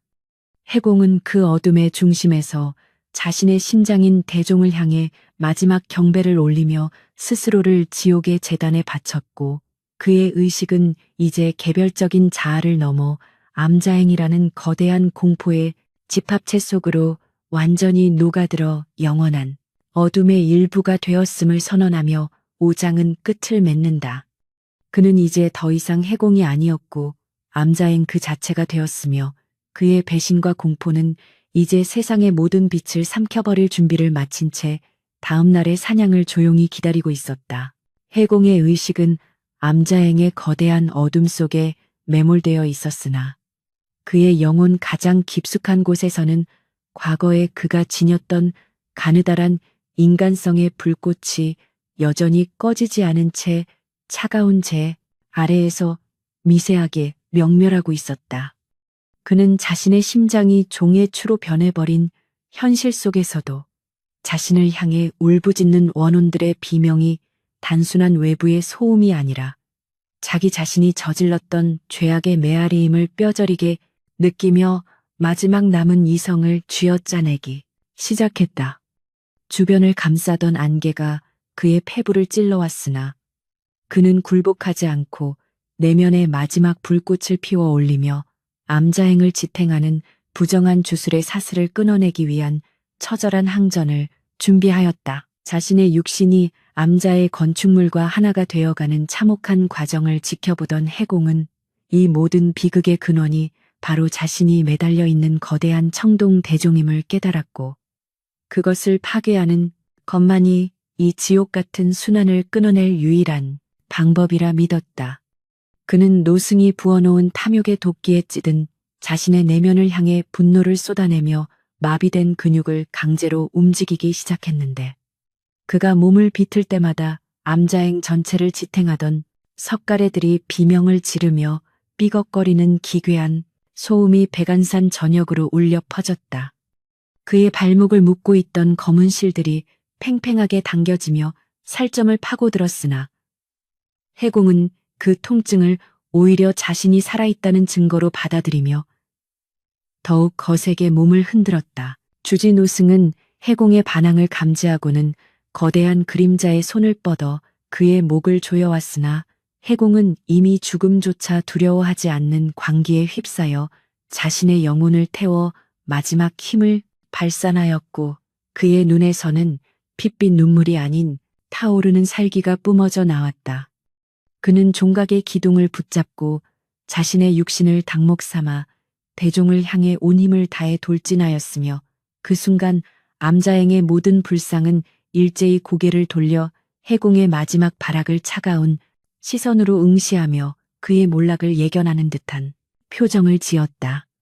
노승의 비웃음이 섞인 주문이 허공을 갈랐으나 해공의 의지는 이미 그 주술의 범주를 넘어서는 인과응보의 불길로 화하여 종각을 휘감기 시작했다. 해공의 몸이 청동종의 표면과 충돌하는 순간 천지를 뒤흔드는 거대한 굉음이 발생하였고, 그 진동은 백안산의 모든 바위가 부서져 내릴 듯한 위력을 발휘하며 암자행을 감싸고 있던 기만적인 안개를 단숨에 걷어내버리는 장엄하고도 섬뜩한 광경을 연출했다.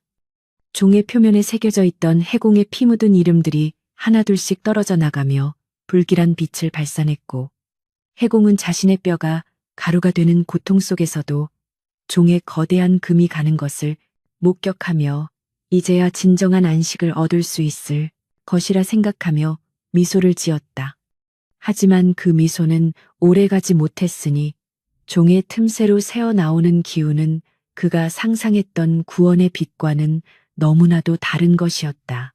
종이 완전히 박살나며 그 파편이 사방으로 튀어오를 때 해공은 그 속에서 흘러나오는 것이 수천 년 동안 억눌려왔던 태고의 어둠과 원한의 집합체임을 깨닫고 소름을 느꼈으며, 그것은 거대한 검은 연기의 기둥이 되어 하늘을 찌르고 백안산을 통째로 집어삼킬 듯한 기세로 팽창했다.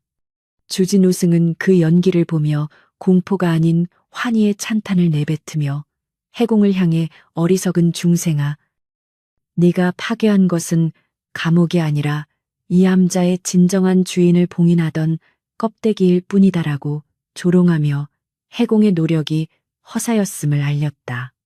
사실 이 대종은 악을 가두는 그릇이 아니라 해공과 같은 강력한 죄인의 정기를 제물 삼아 그 속에 잠든 근원적인 괴물을 깨우기 위한 장치였다. 암자행의 모든 건물은 이제 푸른 불길에 휩싸여 타오르기 시작했는데, 그 불꽃은 기이하게도 뜨거운 열기를 내뿜지 않고 오히려 주변의 모든 온기를 빨아들이며 영혼마저 얼려버리는 지옥의 한기를 발산하였으며, 타오르는 기와와 기둥들은 기괴한 생물로 변해 하늘을 향해 날아올랐다.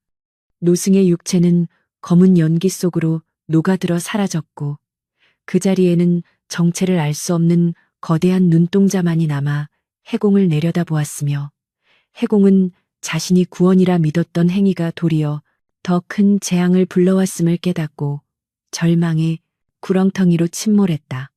그는 불길 속에서 비명을 지르는 행자승들을 보며 자신이 이 모든 지옥의 문을 직접 열었다는 죄책감에 영혼이 무너져 내렸다. 불길이 잦아든 뒤 암자행은 폐허가 된 것이 아니라 인간의 시각으로는 도저히 이해할 수 없는 기하학적이고 음산한 형태의 초월적인 사찰로 재구성되었으며, 해공은 자신이 앉아 있는 자리가 종각이 아닌 대웅전 중앙의 주지 자리가 되어 있음을 발견하고 소스라치게 놀랐다. 그의 손에는 노승이 지녔던 기괴한 지팡이가 들려 있었고, 그의 몸은 어느덧 수백 년을 산 노승의 형상으로 변해 있었으며, 그의 기억 속에는 암자행의 역대 주지들이 겪어온 수천 년의 고통과 기억들이 홍수처럼 밀려들어 그의 자아를 완전히 말살하기 시작했다. 그는 이제 자신이 그토록 증오했던 노승이 곧 자기 자신이었으며 이 순환은 수없이 반복되어 왔음을 깨달았다. 해공은 이제 진정으로 깨달았다. 암자행에는 탈출구도 구원도 없으며 오직 죄를 지은 자가 다음 죄인을 인도하는 영원한 순환만이 존재한다는 잔혹한 진리를 마주하게 되었으며 그는 이제 자신이 그토록 혐오했던 자가 되어 새로운 희생자가 산을 오르기를 기다려야 하는 운명에 처하게 된 것이다. 그가 앉은 방석 아래에는 자신이 죽였던 부하들의 해골이 깔려 있었고 그들은 해공을 향해 새로운 주지 스님, 환영합니다. 이제 당신이 우리를 영원히 지배할 시간입니다. 라고 비웃으며 그를 고독과 고통의 왕좌에 단단히 묶어버렸다. 그는 일어나려 했으나 그의 의지는 이미 암자의 거대한 집단 무의식에 동화되어 움직일 수 없었다. 멀리 산 아래에서 새로운 나그네의 무거운 발소리가 들려오기 시작하자 해공의 육체는 본능적으로 그를 유혹하기 위한 인자한 미소를 지으려 애썼으나 그의 내면에서는 여전히 해공이라는 이름의 인간 영혼이 처절한 비명을 지르고 있었으며 이 이중적인 고통은 결코 멈추지 않을 암자행의 심장 박동이 되었다. 인과응보는 결코 단발적인 처벌이 아니라 죄인이 자신이 저지른 죄의 무게를 영원히 짊어지고 또 다른 타인을 타락시키는 악순환의 톱니바퀴가 되는 것임을 해공은 피눈물을 흘리며 인정해야만 했다. 그는 이제 자신이 닦던 그 법당 바닥 아래에 깔릴 새로운 희생양을 위해 차가운 찻잔을 준비하며 다음 연극의 막을 올렸다. 죄악의 씨앗은 스스로를 파멸시키는 열매를 맺고 그 열매는 다시 새로운 죄악의 토양이 되어 암자행을 지탱하니 이 세상에 진정한 용서란 존재하지 않으며 오직 자신이 지은 업보의 크기만큼 깊어지는 지옥의 깊이만이 남겨진 자들의 유일한 안식처가 될 뿐이었다. 해공은 이제 빛을 보지 못하는 어둠의 주지로서 영원한 밤속에서 목탁을 두드리며 다음 차례에 해공이 찾아오기를 기다렸고 암자행의 문은 다시금 열려 길 잃은 영혼들을 맞이할 준비를 마쳤으며 백안산의 정막 속에는 망자들의 통곡만이 가득했다. 이것은 끝이 아닌 새로운 지옥의 시작이었으며 암자행이라는 이름의 거대한 함정은 오늘도 누군가의 죄책감을 먹으며 더욱 비대해지고 있었다. 세월이 흘러 해공의 기억은 점차 희미해졌지만 그가 지은 살생의 무게만은 더욱 선명하게 그의 영혼을 짓눌렀으며 그는 이제 자신이 인간이었을 때의 목소리조차 잊어버린 채 오직 암자행의 규율을 읊조리는 괴물로 완전히 거듭나 조선의 산하를 공포로 물들이는 존재가 되었다. 암자행을 찾아온 수많은 나그네가 그의 발밑에서 구원을 갈구하다 괴물로 변해가는 과정을 지켜보며 그는 가끔씩 서늘한 슬픔을 느꼈으나 그 감정조차 주술의 도끼에 오염되어 기괴한 희열로 변질되는 것을 막을 수 없었다. 그는 이제 이 거대한 지옥의 연출가이자 노예로서 영원히 죽지 않는 형벌을 즐기는 단계에 이르렀으며 그것이야말로 가장 처참한 인과응보의 완성된 모습이었다. 암자행 주변의 숲은 이제 사계절 내내 잎이 돋지 않는 검은 나무들로 가득 찼고 그 나무들은 해공이 죽였던 이들의 손가락처럼 하늘을 향해 원망을 쏟아내고 있었으며 산짐승조차 그곳의 불길한 기운을 피해 달아나 백안산은 오직 죽은 자들만이 거니는 금단의 영역으로 굳어졌다. 가끔 마을 사람들이 산 아래에서 기도를 올리며 풍요를 빌었으나 그들이 바치는 제물은 해공에 줄인 배를 채우는 간식에 불과하였고 그는 그들의 탐욕을 비웃으며 더욱 가혹한 주술을 내려 그들을 파멸로 이끌었다. 인간의 선의와 악의가 교차하는 그 지점에서 해공은 오직 파괴만을 목격하며 영원한 허무 속에서 자신의 존재 의미를 찾아 헤매는 가련한 악마로 남겨졌다. 주지 자리에 앉아 창밖을 내다보는 해공의 눈에는 이제 세상의 모든 인연이 가느다란 검은 실로 보였으며 그는 그 실들을 하나하나 끊어내거나 엉키게 만들며 지상에 더 많은 비극을 살포하는 재미로 하루하루를 보냈으나 그 재미의 끝에는 언제나 자신을 향한 더 큰 혐오가 기다리고 있었다. 그는 자신이 한때 가졌던 정의로움과 무관으로서의 자부심이 얼마나 나약한 것이었는지를 비웃으며 스스로를 악의 구렁텅이로 더욱 깊이 밀어넣었고 암자행의 벽은 그런 그의 마음을 반영하듯 더욱 검고 단단하게 굳어갔다. 이제 이 암자는 단순한 사찰이 아니라 해공이라는 죄인의 심장이 만들어낸 거대한 살아있는 무덤이자 조선의 가장 어두운 비밀이 숨겨진 장소가 되었다. 가끔 암자행의 강력한 신통력을 가진 승려나 도사가 찾아와 해공을 토벌하려 하였으나 그들 또한 해공이 내뿜는 자신의 내면 속 욕망의 거울을 마주하고는 스스로 무릎을 꿇고 새로운 행자승이 되기를 자처하였으니 암자행의 세력은 날이 갈수록 커져만 갔다.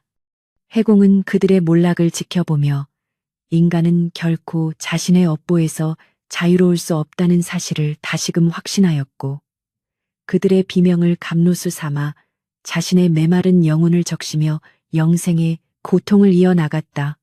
그가 두드리는 목탁 소리는 이제 백안산을 넘어 팔도강산으로 퍼져나가 죄 지은 자들의 심장을 울리는 경고음이 되었으며 사람들은 꿈속에서도 암자행의 불길한 그림자를 보며 식은땀을 흘려야만 했다. 해공은 자신의 마지막 순간을 기억하려 애쓰지만 이제 그 기억은 청동대종이 부서지던 그날의 굉음 속에 영원히 파묻혀버렸고 오직 자신이 앉아있는 이 주지 자리가 영겁의 시간 동안 지켜온 자신의 감옥임을 매 순간 뼈저리게 실감하며 무너져 내렸다.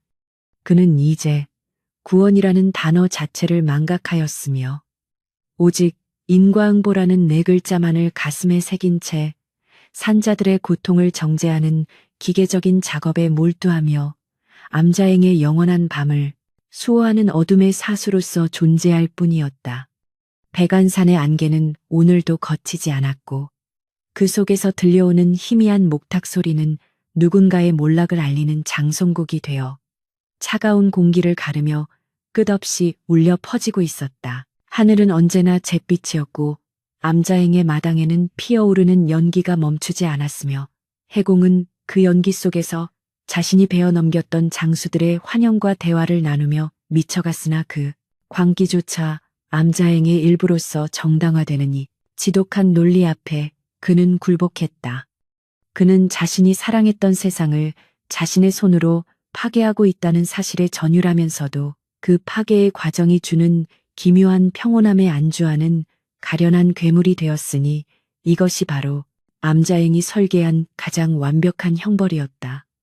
이제 해공의 이름은 사라졌고 오직 암자행의 주인이라는 불길한 칭호만이 남아 조선의 민담 속에 공포의 씨앗으로 뿌려졌으며 그 씨앗은 오늘도 누군가의 탐욕스러운 마음 속에서 자라나고 있었다. 결국 이 모든 이야기는 해공이라는 한 인간의 몰락을 넘어 인간 본성이 지닌 근원적인 악과 그에 따른 피할 수 없는 응보를 보여주는 거울이며 우리는 그 거울 속에서 자신의 일그러진 모습을 발견하고 공포에 떨게 되는 것이다. 해공은 영원히 암자행의 주지 자리에 앉아 있을 것이며 그가 겪는 고통은 우리 모두의 가슴 속에 잠재된 죄악의 무게와 비례하여 커질 것이니 암자행의 문은 결코 닫히지 않을 것임을 명심해야 한다. 어둠의 사관인 나는 이 기록을 마치며 독자들에게 묻고자 한다. 과연 당신의 마음 속에는 암자행으로 향하는 그 핏길이 그어져 있지 않은가? 그리고 당신은 지금 그 종소리를 듣고 있지는 않은가? 백안산의 깊은 골짜기에는 오늘도 이름 모를 나그네의 발자국이 암자행을 향해 찍혀 있으며 그 발자국 위로 검은 눈이 내려 흔적을 지우고 있으니 이는 또 다른 해공이 탄생하고 있음을 알리는 서글픈 전조이자 인과응보의 잔혹한 순리였다.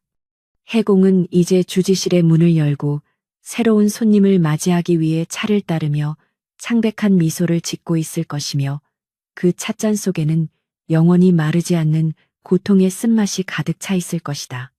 암자행의 이야기는 여기서 멈추지만 그곳에서 발생하는 비극은 지금 이 순간에도 현재 진행형으로 이어지고 있으며 우리 모두는 그 지옥의 잠재적인 거주자임을 잊지 말아야 할 것이다.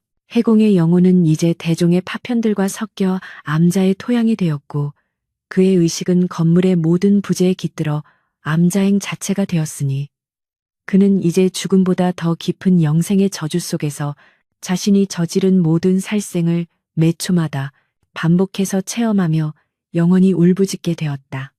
주지 지팡이를 짚고 일어나는 그의 그림자는 이제 인간의 형상을 완전히 벗어나 거대한 괴물의 날개를 펼치고 백안산 전체를 덮어버렸으며 그 그림자 아래에서 생명체들은 숨이 막히는 공포를 느끼며 말라 죽어갔다. 인과응보의 사슬은 결코 끊어지지 않으며 해공은 그 사슬의 가장 강력한 고리가 되어 영원히 이 저주받은 사찰을 지탱하며 다음 시대의 죄인들을 기다릴 것이며 그것이 그에게 내려진 마지막이자 영원한 판결이었다.